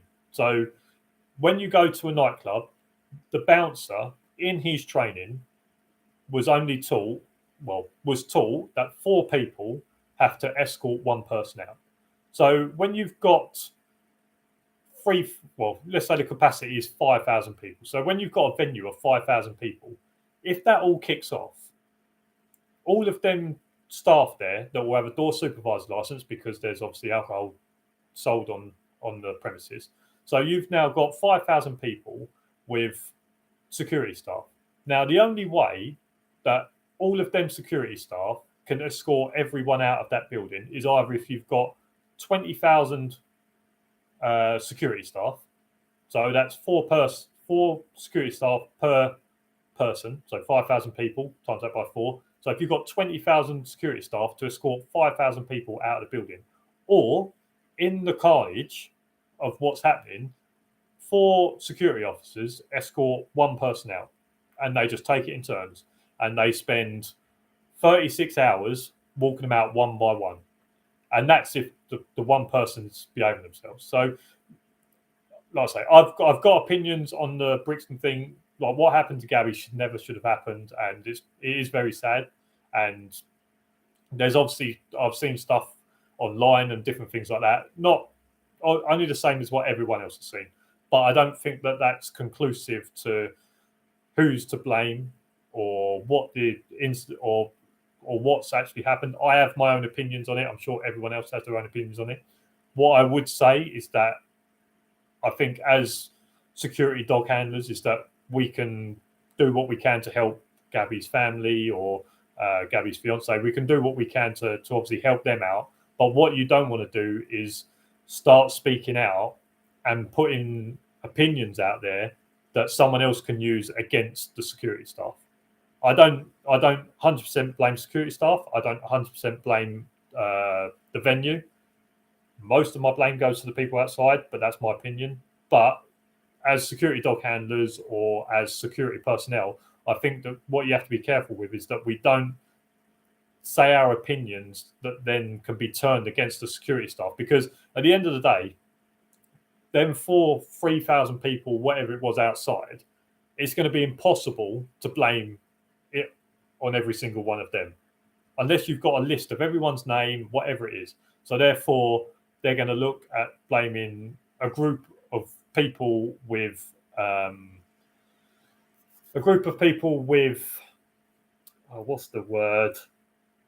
responsibilities. So they're going to start blaming a group of people with responsibilities. So they're going to either try and blame the whole security staff, or they're going to blame the venue as a whole.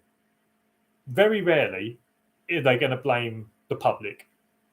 So what we have to be careful with is that we don't say too much that the police or the public can turn around and say, well, this security dog handler said this, and that's why it's the security dog handler's fault.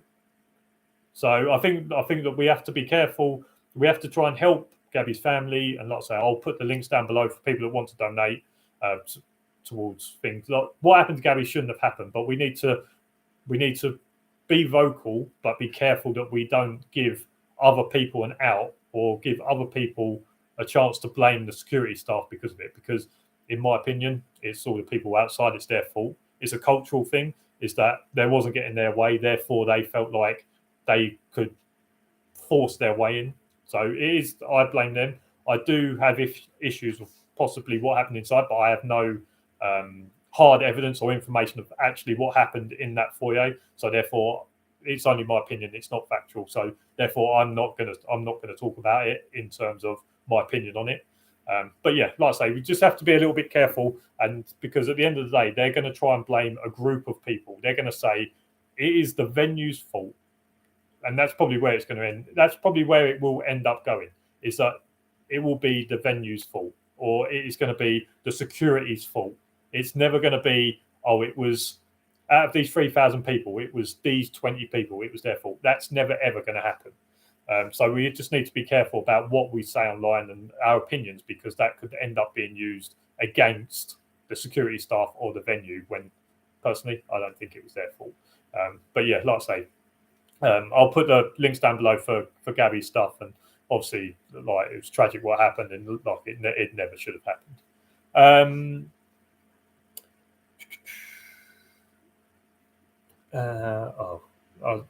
Some stuff was going on whilst I was rambling now.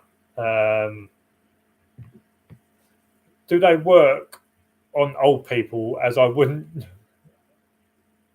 use them on drunks? Well, like I say, an 80-year-old woman, like as a man or as a reasonably physically fit woman, an 80-year-old woman shouldn't be causing anyone any problem. But it is very much that you kind of make like a loop around their wrist in order to walk them out. It's not like a full hand grab. It's not like a full hand grab. It's like a little sort of link around so that you can put them in different places. It's never a grab.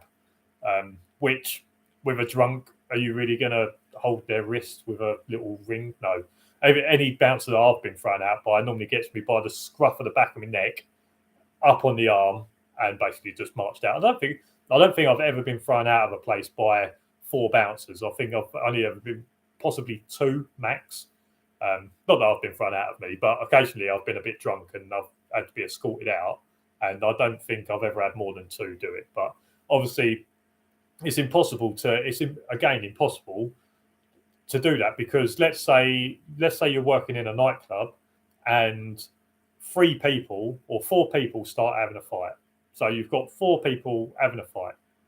You need to get them 4 people out of that club and out the door.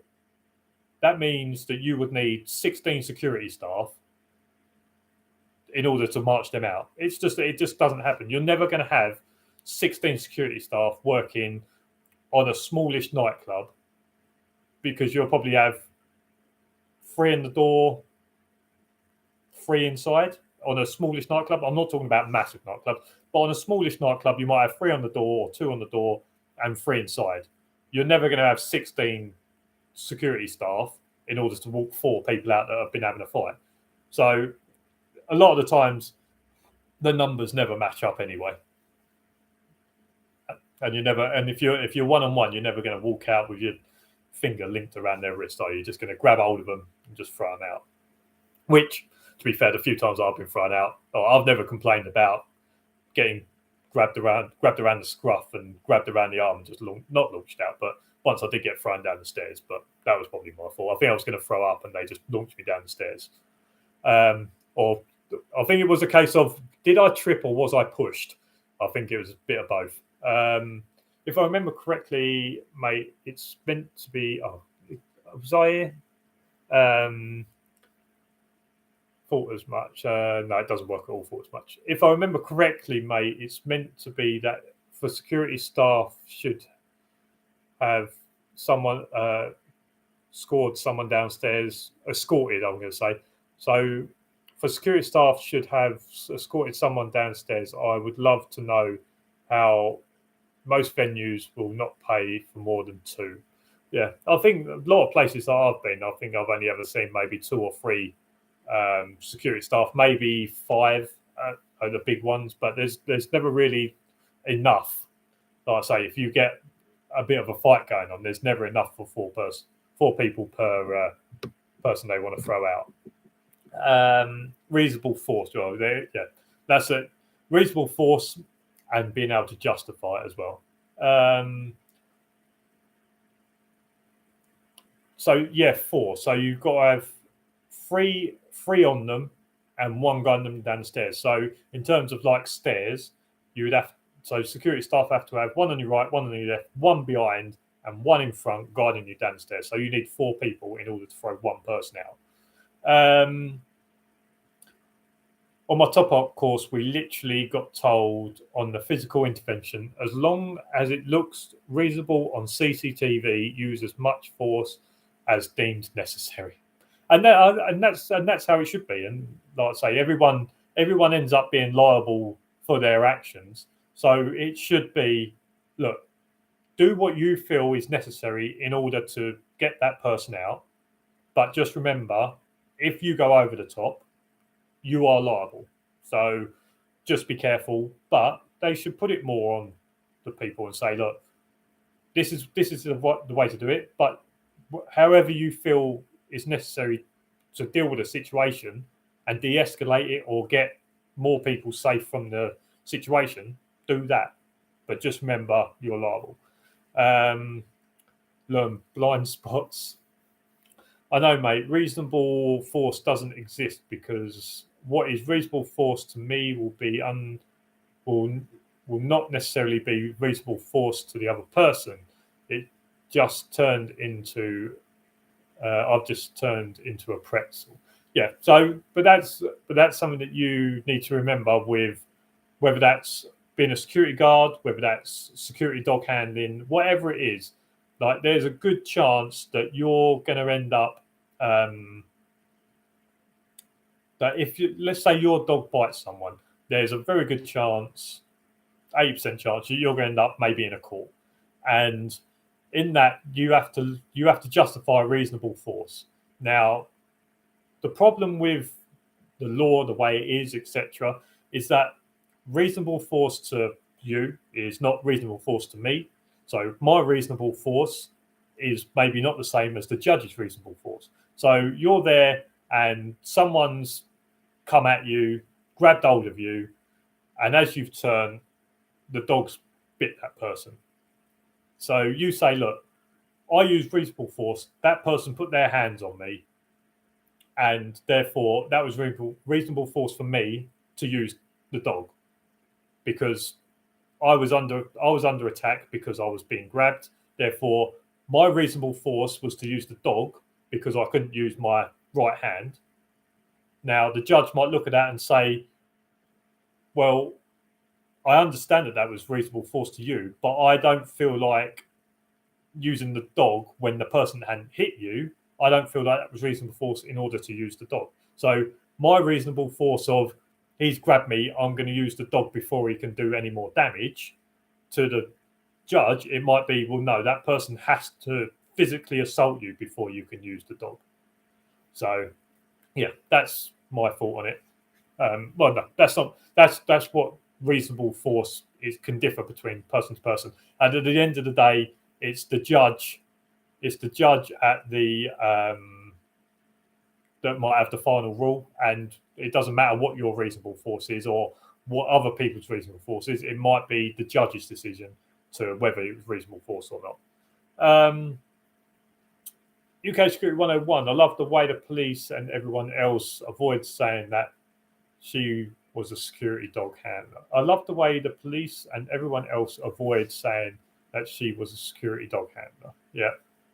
It's all smokes and mirrors and things like that. But I'll say, I think we have to be careful about what we say until either the case is done or we have more information, etc. But I think that we just have to be careful not to just to make sure that we don't give someone a reason to blame someone else when it's their fault. Because at the end of the day, when it's a bit like anything, isn't it? It's like when it's your fault at work, you look to why it could be someone else's fault, or you look for a small little detail that could possibly make it less your fault and try and highlight that to bring that into someone else's bring that into someone else's view, and then all of a sudden they start concentrating on that, and then they forget about you.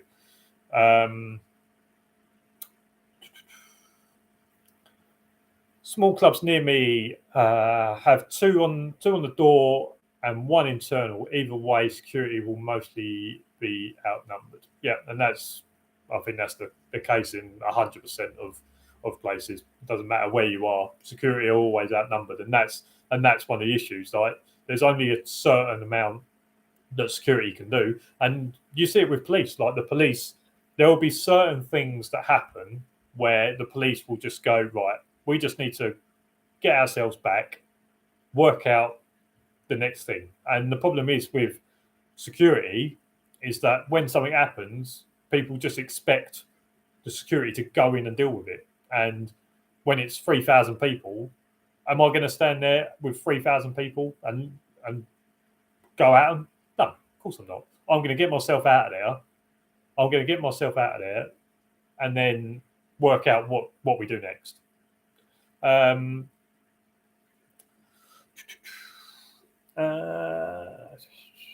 Where was I? Yeah, venues don't care. One down here is 3 floors and 1 man on the door. Yeah, kind of makes you laugh, doesn't it? Judge that never been in a fight, and his wife deciding whether the force was reasonable in his wife. I'm not sure if you're making that any better. Hasn't been in a fight in his life, deciding whether your force was reasonable. Do you mean life? Yeah, I don't think he meant in his wife. Yes, I do. Going back. Yes, I do. I'm going to break this damn phone. But yeah, like I say, you have to reasonable force to one person is not the same for someone else. So, an hour and 51 minutes. Are you lot not bored of me yet? Do I get another beer, or are you lot bored now?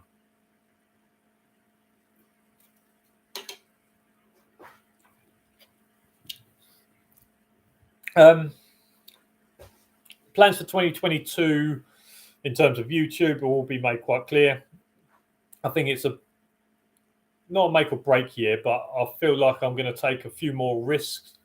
I feel like I'm going to take a few more risks this year with my YouTube and see what happens. I think that's the only way in which I can continue doing it and keeping myself infused. I think it's quite easy for. I feel like it's quite easy if I carry on doing what I'm doing. I'll obviously still find it interesting doing this sort of stuff, but I feel like I'll get quite bored about making similar videos all the times and things like that. So I think it's going to. I think I'm going to take a few more risks next year, do some different things to keep myself interested and different things like that. So I'm outnumbered on this site. It's a lone worker site with 4 known people coming in on quad bikes. Yes, so obviously not. Okay, well, we'll carry on for a little bit. Let me go and grab another beer.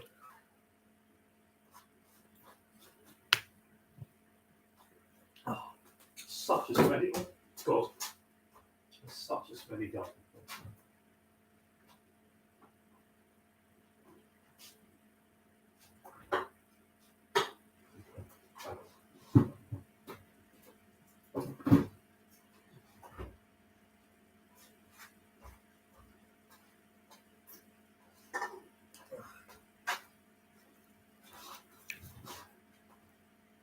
Now, what is that?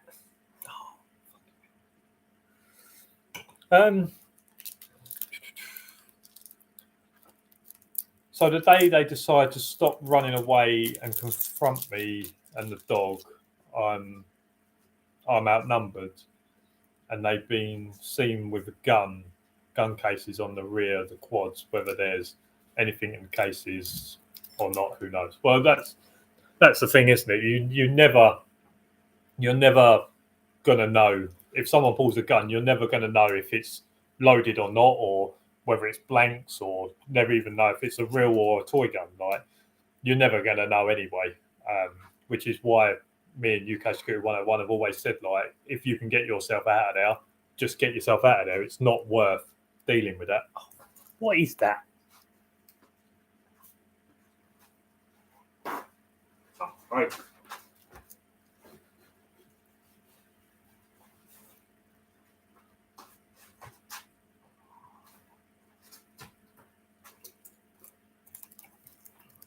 Oh. Right, we're coming up to 2 hours, and I'm officially taking this to not needing to be overly professional anymore. I mean, anyone that gets this point is just here to something to listen to. So, but yeah, I don't think you'll ever know whether the gun is loaded, and that's why you just need to get yourself out of there and just get yourself as far away as possible. It's just not worth the time. It's just not worth the time dealing with that when you're only insurance money anyway.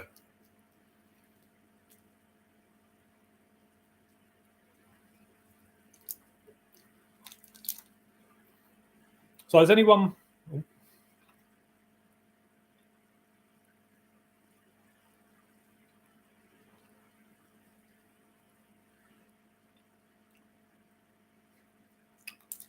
Hi, it's Money here. Been watching this live for almost 2 hours and only seen the dog once. This is not about the dog. This is about me. It's never about the dogs. It's always about me. So that's the thing. With this channel, people think, oh, it's all about the dog, so I want to go and have a look at the dog. All you get is me. And there's enough chaos going on around here that I don't need to get the dogs out. Again, they're chilling out quite nicely. I think they've been messing around all afternoon. They need to spend a bit of time just chilling out. And for me to have a bit of peace and quiet as well, not have to be chasing them around.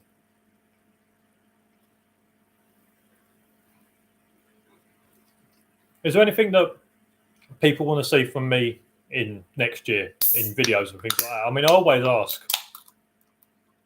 ask people if there's anything they want me to do or different things like that, and no one ever says anything. And then they say in like a couple of weeks or a couple of months' time, oh, you need to do a video on this, or you need to do a video on that, or like, oh, I've been waiting for you to do this video or that video. But every time I ask, more dogs. I've got you more dogs. I've got 2 dogs now. It used to be only be 1 dog. I've got you more dogs. I've got you the second one. There will be more dogs in the video, physically. But yeah, is there any specific things? And I think a lot of people just see it as it has to be security dog handling, and I understand that that's basically what I'm known for. Basically, that's what you expect to see, but sometimes it doesn't have to be. Sometimes it can be security guard, or I'm not going to say door supervisor because I've never done that course, but it can be sort of security guard led, or and different things like that. I don't feel like the SIA would like me to go through their manual and do the same thing as I do sort of manual roulette. I don't think they'll like that too much, but I can always look through the SIA booklet and get a subject and do a video on it if people are interested about that sort of stuff, as well as security dog handling.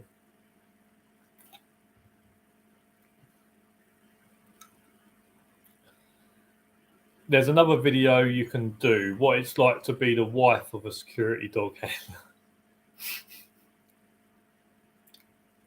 Well, you just follow my missus around all day with a camera from the bushes. I hadn't thought about that. Like, I'm not sure if I could. I'm not sure who I could do it with, but it would interest me to give someone Coop for the day, and just give them Coop and a camera and say, knock yourself out, document whatever you do. I'll be back in 6 hours. I think that would be quite interesting. to see how someone got on with Coop without me around. Now, when he's with my mum and dad, I know he's fine. I know what he gets up to and different things like that. But it would interest me to just hand him over to someone for 6 hours and say, look, here's the camera, here's my dog, I'll be back. Just document whatever you do, and then just see what happened, and just be interested.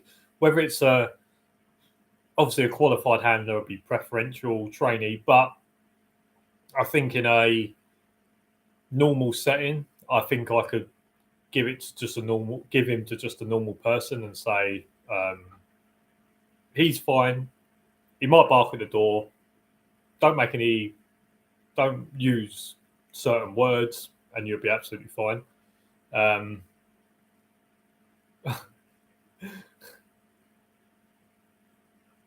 The missus is really excited. Well, that would be. No, I know you've got your dog, but that would be like the ideal people. Is that I'll just give the dog to you and the missus. I say, right, I'm off. See you in 6 hours. Here's the camera. Knock yourselves out. Let's see what happens. I think that would be quite interesting. But there is a 5-hour drive in between the two of us, so it's not something that I can do tomorrow. But it would be interesting to see what would happen, because I've been to the park with my neighbour. So I had Coop, and he had his dog Teddy, and I can't remember what we did. We was both walking our dogs, and then we was talking about something, and we swapped dogs, so I handed him Coop, I took Ted, and I said to him, right, stay there and I'll walk off. And I went, come on, Ted, let's go. And me and Ted started walking off. And then all of a sudden, Coop come up next to me, and I was like, what are you doing here? And then I turned round, and my neighbour is at the other end of the lead, just being pulled to me and Ted. And I said to him, you got to keep hold of him. I said, he goes, he just pulled me. He goes, I can't believe how strong he is. So that would be quite interesting just to, but that is what I would expect from someone with no dog handling experience, is that, yes, having certain dogs they are powerful, or they're obviously a lot more powerful than like your standard pet. But when you get a working dog, that is not only strong, but they have the will to get to where they're going. And I think that's why a lot of training in my that's why a lot of training videos that I've done, you can see how much Coop pulls me, and but that's not as much as like bad obedience. That is his eagerness to get to where we're going to with the patrol. Like, that's how eager he is, and I don't really want to take that away. Like, I don't mind him doing that, because if I take that away, maybe I take away some of the excitement or the thrill of doing the job. So I don't mind him doing it too much, and it's a good indication to me that we're not just walking anymore. We are going somewhere for a purpose. But it is quite interesting when you give the dog to someone else, and then you walk off, and then all of a sudden your dog's walking next to you, and there's just like someone's trying to hold on behind, and it's not their fault. Like, but it's the difference between a normal pet and a working dog that has a real intention to get to where they're going.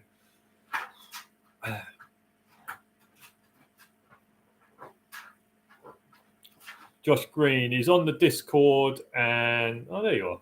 Right there. Right, let me hold on. I need to find you. Where are you? So, what do you name yourself? Josh. So Josh, where are you? So this is how much I don't know about it either.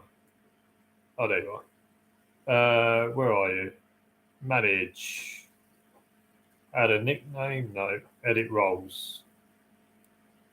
You are a security dog handler.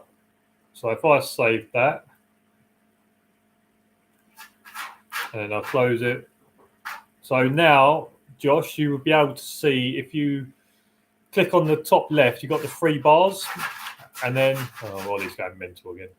And then in the security hut chat, if you click on that, you'll see this is our normal chat that we just chat a load of nonsense. So you can see that we just chat loads of nonsense through there. And then down there, so you've obviously got the welcome, which is just my welcoming thing. Canine colleagues, you've got feed-in chat, first aid, pictures. So if you go on pictures, people put up pictures of different things that they're doing throughout the day.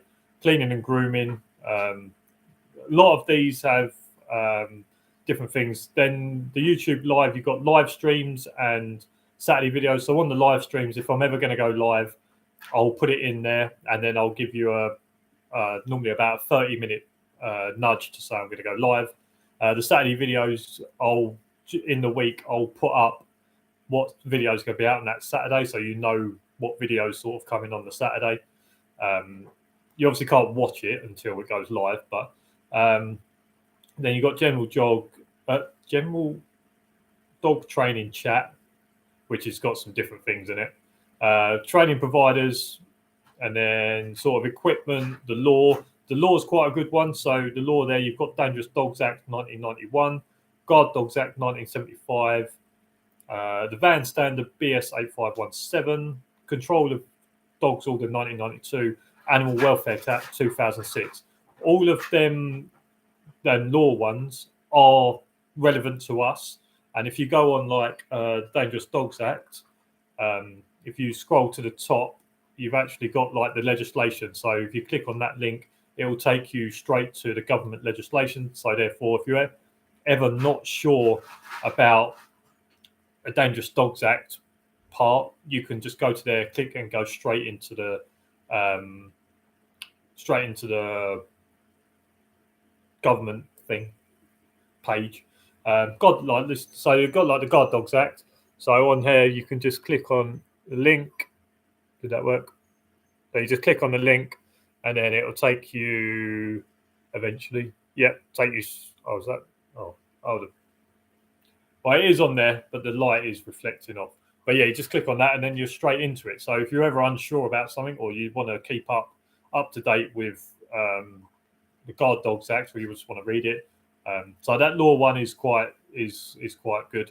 And then job opportunities. Sometimes people put up vacancies or availability. So someone may put in there that they're available for work, and it might just so happen that your company is looking for a handler, and if you like them or you want to offer them some work, then you can say, well, my company's looking if you're available, etc. So but yeah, that's the Discord. But I'd say most of the time you're going to be in the security hut chatting nonsense, or the pictures where people put up pictures of different things like that. So like I say, the Discord is good, and sometimes it can keep you going on night shifts. Like I say, 1-2 o'clock in the morning, there's normally a couple of people, 3 people that are working that want to have a chat, or if you've got any questions about anything, whether it's equipment or whatever it is, there's always some people that will have the answers, etc. But yeah, no, it's good to have someone else in there, because you may know the answers to something that someone else doesn't. A bit like this chat, like this live, where okay, I'm hosting the live and people are asking questions and that, but it's not always me that's answering it. Or if I'm answering it, some people have got the same answer. Where if I'm in the Discord, if you ask that and I'm not about, there's someone else that's got the answer, and I'm always learning off them as well. So.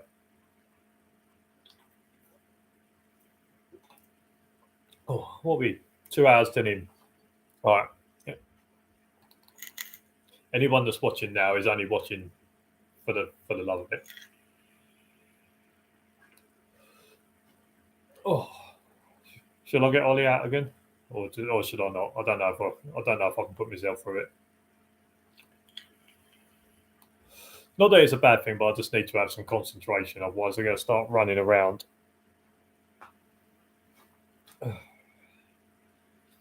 What are we at?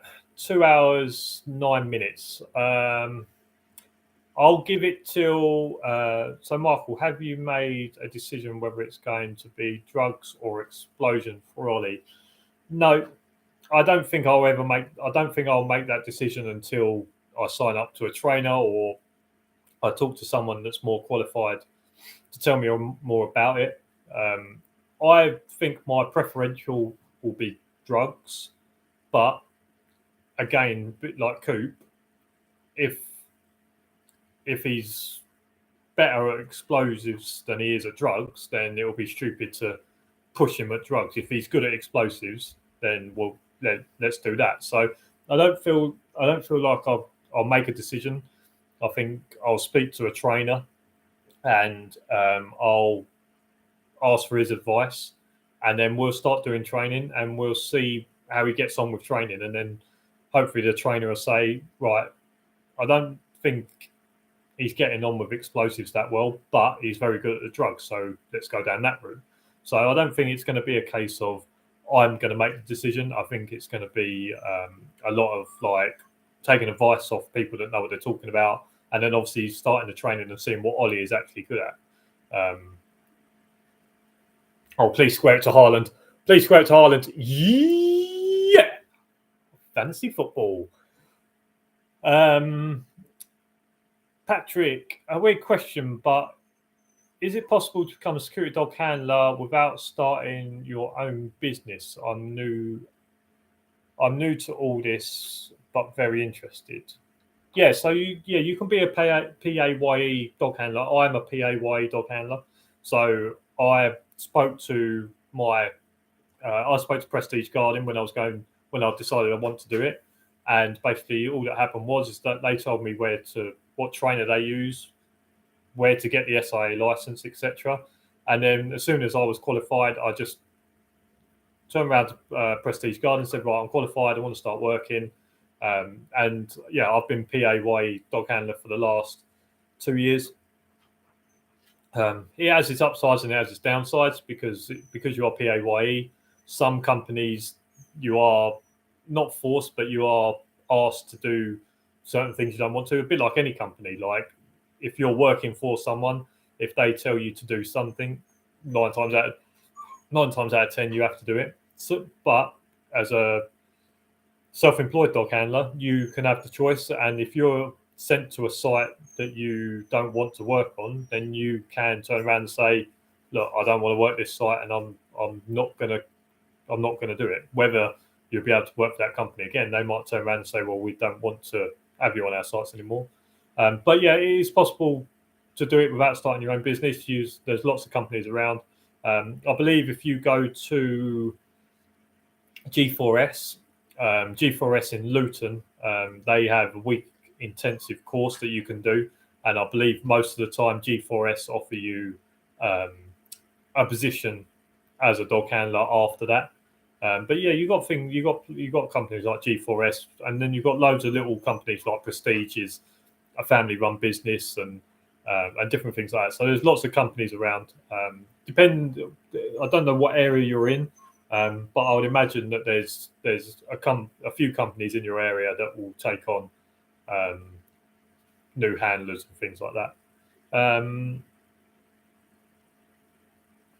Plus, you can claim literally everything as expenses. Yeah, as a self-employed dog handler, you can obviously claim as part of your work. You can claim things like vet fees. You can claim things like dog food, anything to do with the dog, anything to do. You just claim all of that back, obviously on your annual or whatever it is that you're doing it. But but if you don't want the hassle of having to deal with all that, like I chose not to, you can just become a PAYE. You can turn up to work, do your work, go back home, not have to worry about it, get paid at the end of every month, and basically just treat your working dog as a pet in terms of expenses. So if he needs food, buy him food, then, and not have to worry about it. So there's two different sides to it. Depends on how far you want to take it, or whether you want to do the self-employed claiming stuff back, or whether you just want to be a normal worker where you turn up, do your work, go home, and you don't have to worry about anything after that. Patrick, you could go self-employed under a sole trader. Yeah, so you could become a sole trader. That's what I was talking about, self-employed dog handler. That's mostly what people do. Most people don't start their own business. They either go PAYE or they go as a sole trader. Sole trader is the same as the self-employed business sort of stuff. But yeah, other than that, right, let me let Ollie out because he's whining a little bit. He might need to have a wee, get the pads out. Hopefully it won't go on the blanket this time.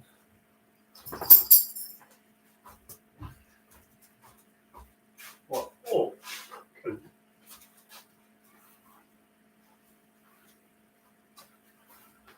Hold on, Oz. Oh. Need a wee. Need a wee. Go on then. Go for a wee. Good, Ollie. On the pad. On the pad then.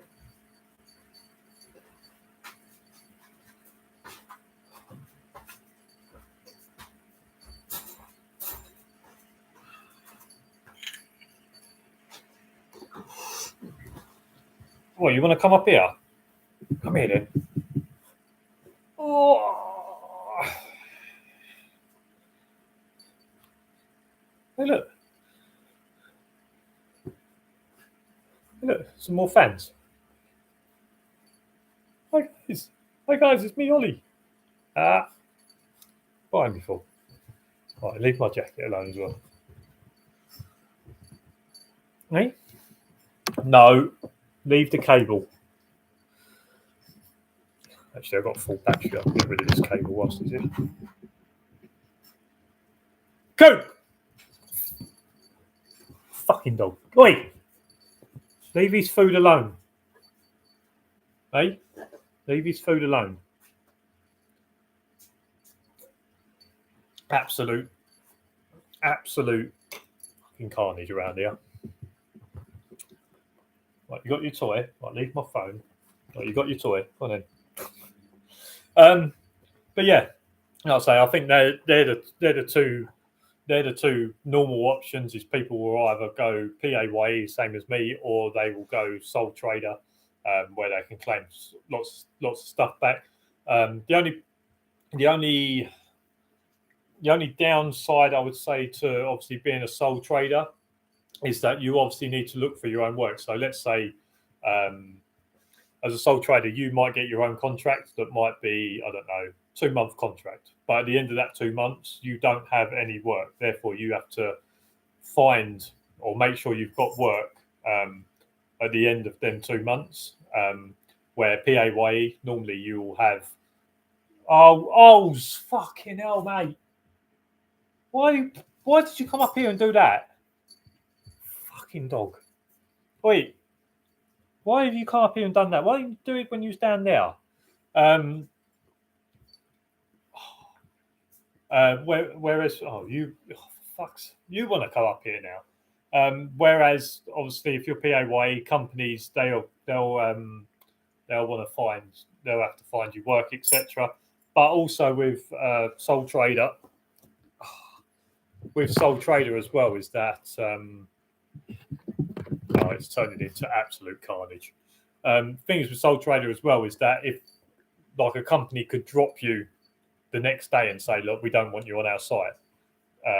Where as PAYE companies obviously have to look after their employees a lot better. So you're obviously not an employee as a sole trader. So therefore they can just turn around and say, right, we don't want you on our site the next day. And they don't really have to give you much of an excuse. Ollie, come here. Come here. Right, go on down there then. If you can't believe you've come up here and fucking pissed on that. Fuck's sake. One thing I got told by the accountants, the only thing I can't claim is fuel for commuting. Everything else can be covered as an expense. Why would you not be able to claim on fuel for commuting? Whether that's true or not, I don't know, as I've only been self-employed since the end of October. Josh, you can claim mileage, mate. Don't claim fuel. All right, so you can claim for mileage, but you can't claim for fuel. And what is it? It's like 20 something p a. Is it like 20 something p a mile? You, Aaron, tell him what the mileage thing is. So all this taxes that it ends up not. So all this taxes and whatnot is new to me. Yeah, I don't know much about that sort of stuff as well. Right, 2 seconds. Oh, I can't believe you fucking done that to me. I need this one done. What have you done to me here? No. Your mother is going to go absolutely mental. Fuck. Yeah. Out. Ollie, out. Don't worry, guys, I'm having a nightmare.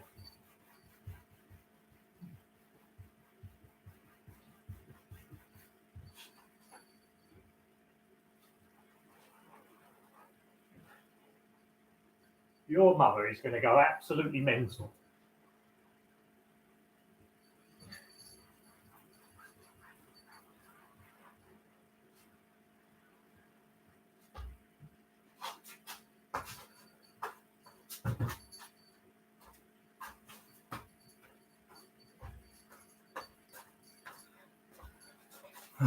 No, you ain't coming up here because you're going to end up crapping on it or something, aren't you?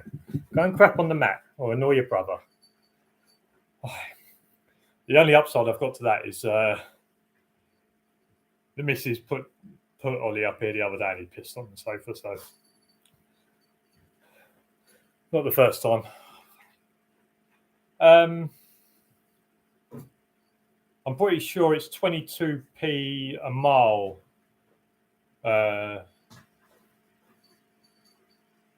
22p a mile, which in the space of a year works out for a large amount.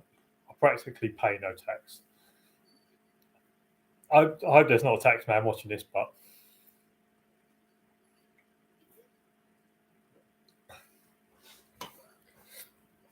yeah, if you are smart about obviously your self-employed stuff, being a sole trader or whatever, obviously you can claim a lot of it back, and like I say, it takes out some of the expenditure that obviously I have for dog food and things like that I can't claim anything back on. Let me change that. There I had it. I think I had it like that earlier. But yeah, like I say, I think the biggest decision you have to make is that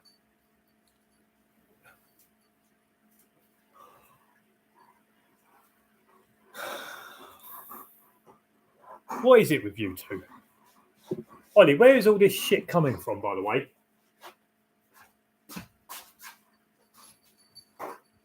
How can a little dog do so much shit?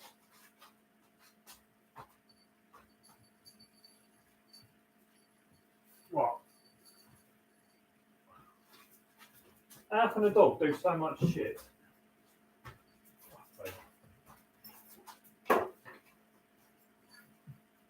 Fucking nightmare. Why are you, dog? Fucking nightmare.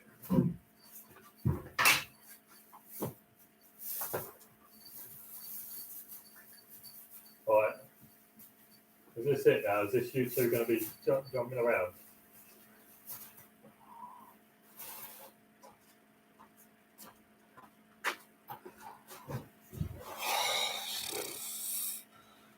Fucking hell. It's like a non-stop merry-go-round around here. Coop, what do you want? Oh.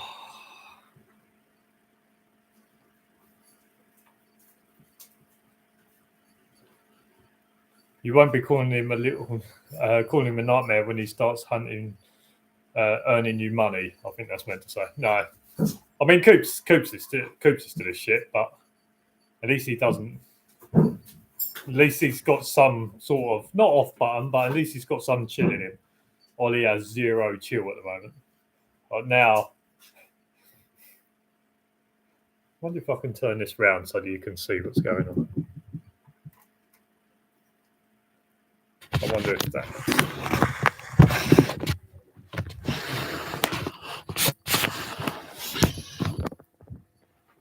What? Can you guys see that? Yeah, you can see that. Oh. What? What are you having about me? Don't ever go in. What?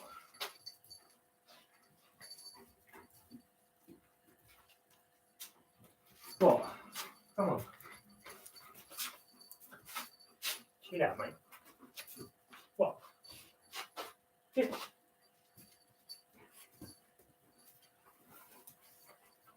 Oh.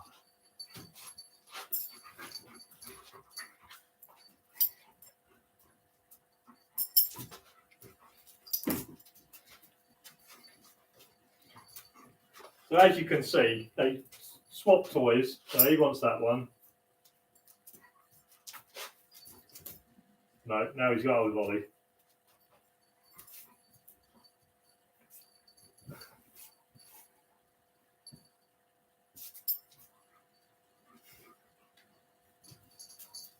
Now he's biting him on the arse.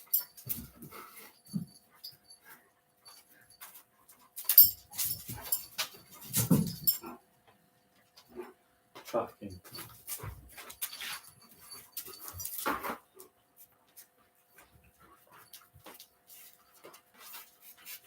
Oh, you get out from under there, mate. Come on. Come in.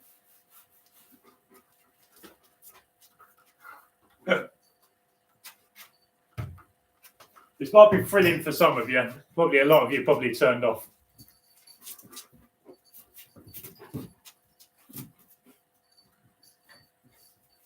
Well, he's stop biting his arse and he'll stop chasing you.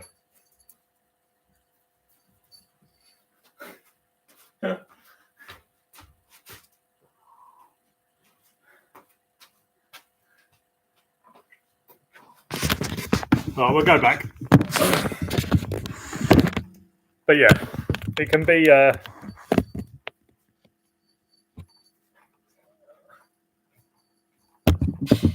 a bit full on around here, which is probably why the missus has gone away. Oh, fucking hell, I've got to try and set this up now.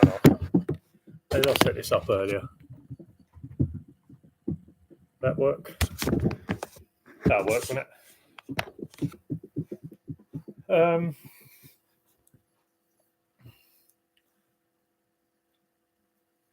Won't be saying when you know, but that's the thing with drugs and explosive dogs. Never calm down that part as their breed. Yeah, I understand. Yeah, I understand that. It's basically his breeding that makes him go this mental. But yeah, thing is, it's like Coop. Coop likes to be on the go, and I didn't feel bad for him because obviously we do certain things, but you could tell sometimes he just gets a bit bored, and now he's like on the go. Whenever Ollie's out, he's obviously out, up and about. So I think Coop does enjoy having someone to sort of chase around or to do a bit of Ollie, don't eat that. He has someone to Coop, go and get him, will you? I think he has someone to. Coop enjoys having someone around that he can sort of play with or do a bit of tug work or chase or whatever it is that they do. Oh, he scored the third for C. Well, I'm doing 55 miles one way, so 110 in total, 4 times a week. So I'm guessing. So I'm missing out on money. Yeah, you definitely are. I'm not sure. I think I do 25 miles. But yeah, if you're doing 110 miles, what's that? 440 miles a week, you're definitely missing out on 22p a mile. What's that work out at? Ollie, stop it. So I say 22p a mile times that by 440, 9. 9.96, about 9.70, about £9.70 a week, which times that by 52, about £500 a month. No, £500 a year. No, I might have even got that wrong. I don't know why I'm trying to calculate that. But yeah, you're obviously missing out on £22 a mile, 22p a mile, £22 a mile. Dog's watching over my shoulder, if she counts. Hey, at this point on YouTube and all that, every view counts, whether they're really watching or not. Right, let me go. Ollie, wait, you little shit. What have you done here? What have you done? No. Right. You're going to chew on it? No, if you're going to chew, go back in your crate. No.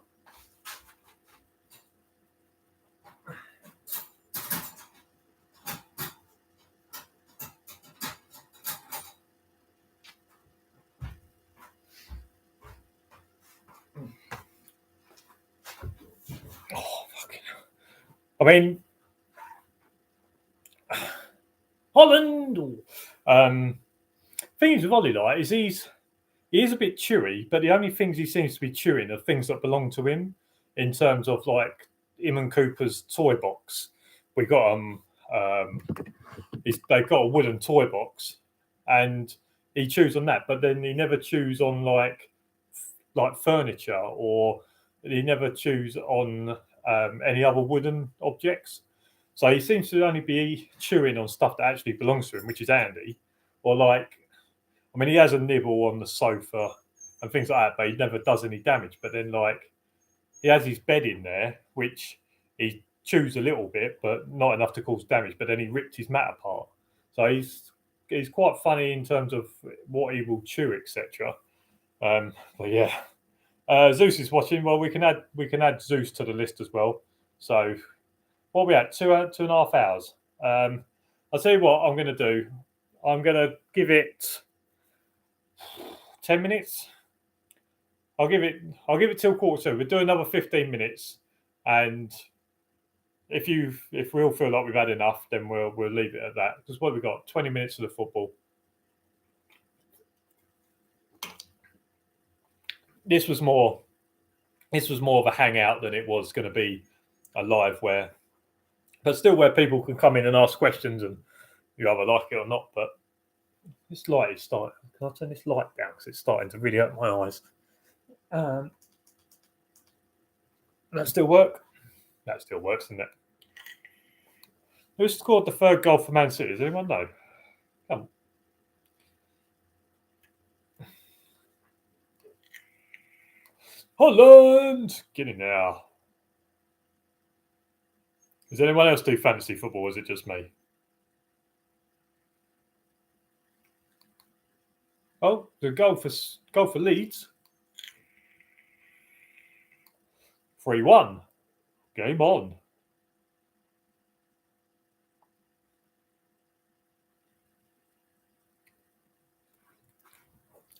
But yeah, does anyone? Oh, I'm having a nightmare now.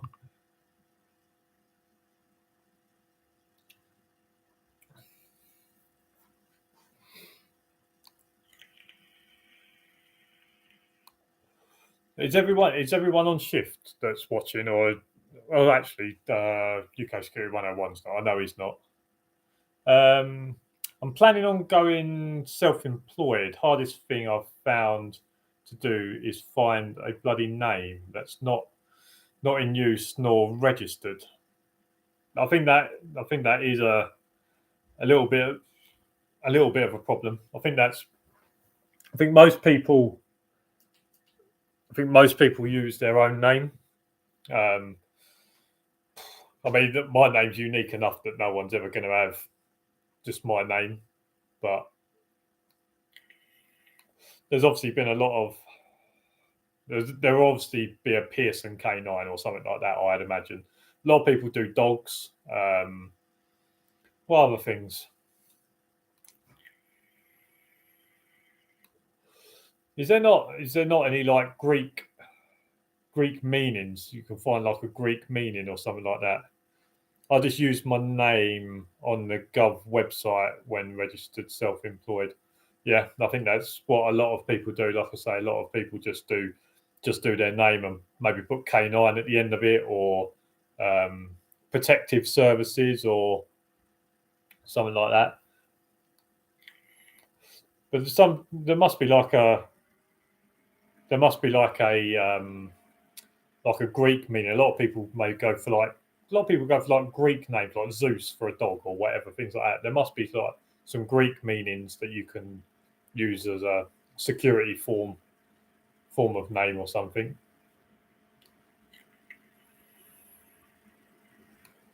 But obviously security companies have been around for so long that a lot of them have already been taken, haven't they? So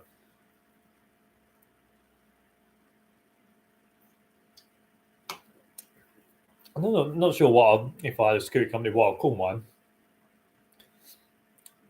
There's always thought like, I could maybe name it after like Coop, because he's obviously the first dog that I started doing it with. No, I could do like a CPR canine, or something like that, because that's basically what country canine.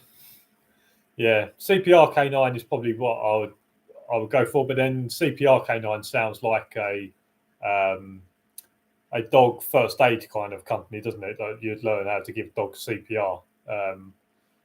But if I always thought about doing, if I was going to do it, it'd be something to do with Coop, because he was the first dog that I first started doing it with. CP-K9. Yeah, but because I've got Ollie as well now. Because obviously Cooper and Ollie, I thought about I could do CO K9, so like Co K9, Cooper and Ollie. That would probably be one, but obviously without the 9 on it, it just spells cock. So if you take the 9 off, it just spells cock. So maybe I'll have to make sure people go for Co K9 rather than Cock 9. I think you would need to hold a CP license to get away with that one. What the Holland? Oh, he's missed it. Oh, he's missed it.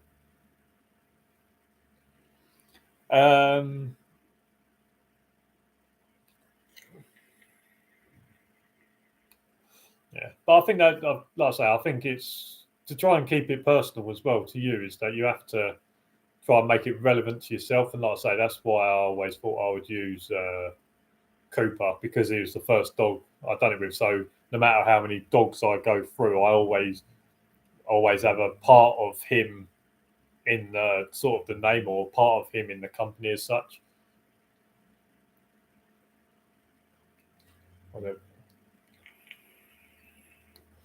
Has he brought that back for a foul? What's up with you, mate? What's up, kid? What's up? Can you come over here? You come and lay down over here.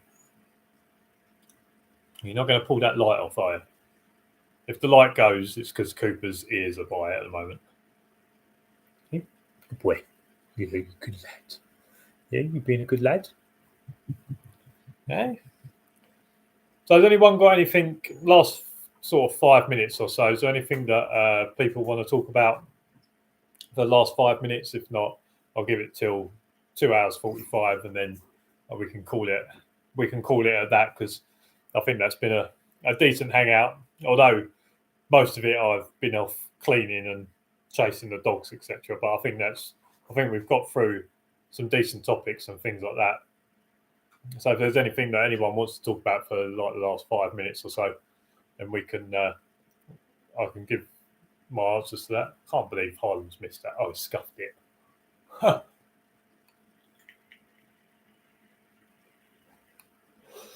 Oh.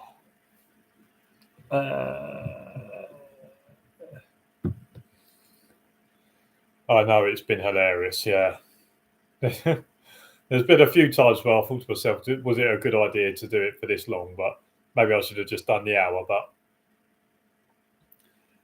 that is the life of a dog handler. I know it's a little bit different because I've got a puppy and I mean, that second shit he done was right next to the mat. So he was probably standing on the mat, but crapped off of the mat. But obviously I can't. No, mate, I'm glad that you kept it going. It's been really fun, and we've all had a lot at my expense.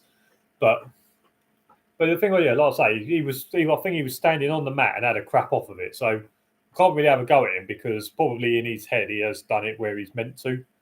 The fact is he just missed. He needs to be in the middle of the mat rather than standing on the edge of it. Which would be handy if we lived on a cliff and he just crapped off the edge of a cliff, but not when he just crapped off the edge of the mat. I'd just like to say it's been a pleasure, most organic live ever. Well, that's the thing, isn't it? I think that's what I've always tried to be. Is like it's this is it, and like if I have to leave the live to go and clear up dog shit, then I have to leave the live to go and clear up dog shit. If I have to leave the live to go and separate them from over fighting or chewing on a box, etc. That's what you have to do, isn't it? Is lives aren't meant to show the glamorous side to dog handling. It's meant to show what real life is. So I think he's playing with his ball in his crate. Right, well, if that's it, I'm going to call it there. 2 hours, 41 minutes and 21 seconds. I think it would have been really good if we could have do a live together as a hangout. Yeah, I think what I'll do is I'll have a look at the co live thing because, like I say, it only come up the other day, so I need to work out exactly how it works, etc. But what I'll do is I'll have a look at that, and we can do some form of like hangout, etc. It's great.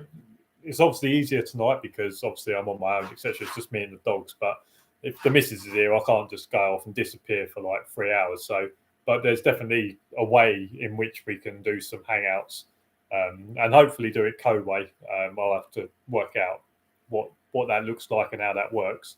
But we can definitely do something, and we can do like a lengthy one as well. Pep Guardiola's just kicked the bottle at someone. But yeah, guys, if Cocaine Iron would be good if Ollie is going to be a drug dog. Yeah, I think Cocaine Iron. I'll say I'll have to put a capital K, otherwise it looks like Cocknine. But I can definitely do something or a bit like the co-op. So where you got CO-K9. I think I'd have to put a hyphen in, but so it'd be like the co-op, but Cocaine Iron. But yeah, that was one of my ideas. But now I've said it out, someone's going to nick it. So if you ever see someone with Cocaine Iron, then you have the right to tell them that they nicked my idea, and everyone knows that I've said it here first. What will happen to Coop when he retires? I think originally when Coop retires, soon after it, as long as he can come to work, I'll continue to bring him. So as long as because obviously once Coop retires, ideally you'd obviously have another dog. Plus I've got Ollie as well. But if it's a case of like going to a site like I'm doing, then Ollie can stay here with the missus and I can take Coop and the other dog. So for as long as Coop can continue to come to site to do a patrol or whatever, then he will continue to come. The point where it's not fair on him to make him come to site to walk around, etc., then that's when it will stop. But I don't think he would enjoy me going to work with another dog and just leaving him here. I feel like he might think a little bit, well, why is he going and I'm not anymore? So whilst he's still fit enough to go to a site and do like a patrol, even if it's like a smallish patrol, do a patrol. Obviously, if something happens, then the new dog comes out.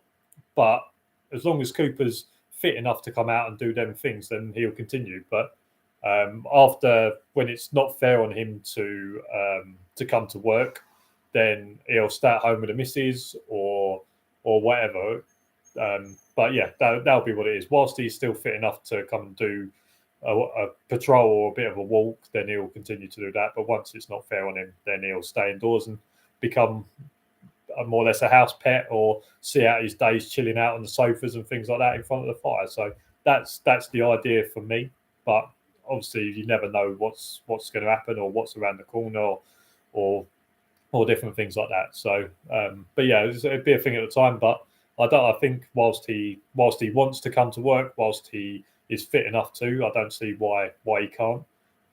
Maybe you just monitor what he does or how long he does. Like if there's like an hour patrol, maybe you go and do like a 10-minute one with him, and then you come back and then take the other dog out for the hour patrol. So yeah, that's how I imagine it would go. Right, guys, that has been me, Cooper, and Ollie the shitting machine for 2 hours and 45 minutes. I hope you enjoyed this live stroke hangout. I know it's a little bit different to all the other ones. I feel like most people have enjoyed it. It's been some good interaction.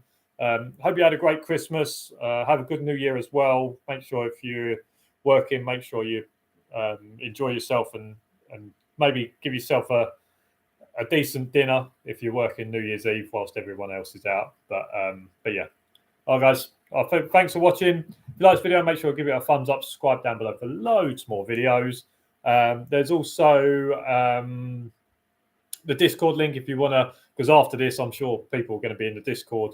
So yeah, the Discord link's down there as well. I will, once this finishes, put the links to the Gaby GoFundMe pages. There's 2 of them, but they're the different sites.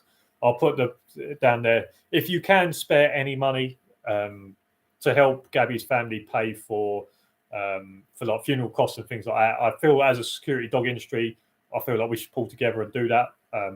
So yeah, I'll put down the links down to that. Once this video finishes, I'll do that straight away. But yeah, stay safe, look after yourselves, look after your dogs, and I will see you again in one of these lives next year in 2023. Just watching, guys. See you later.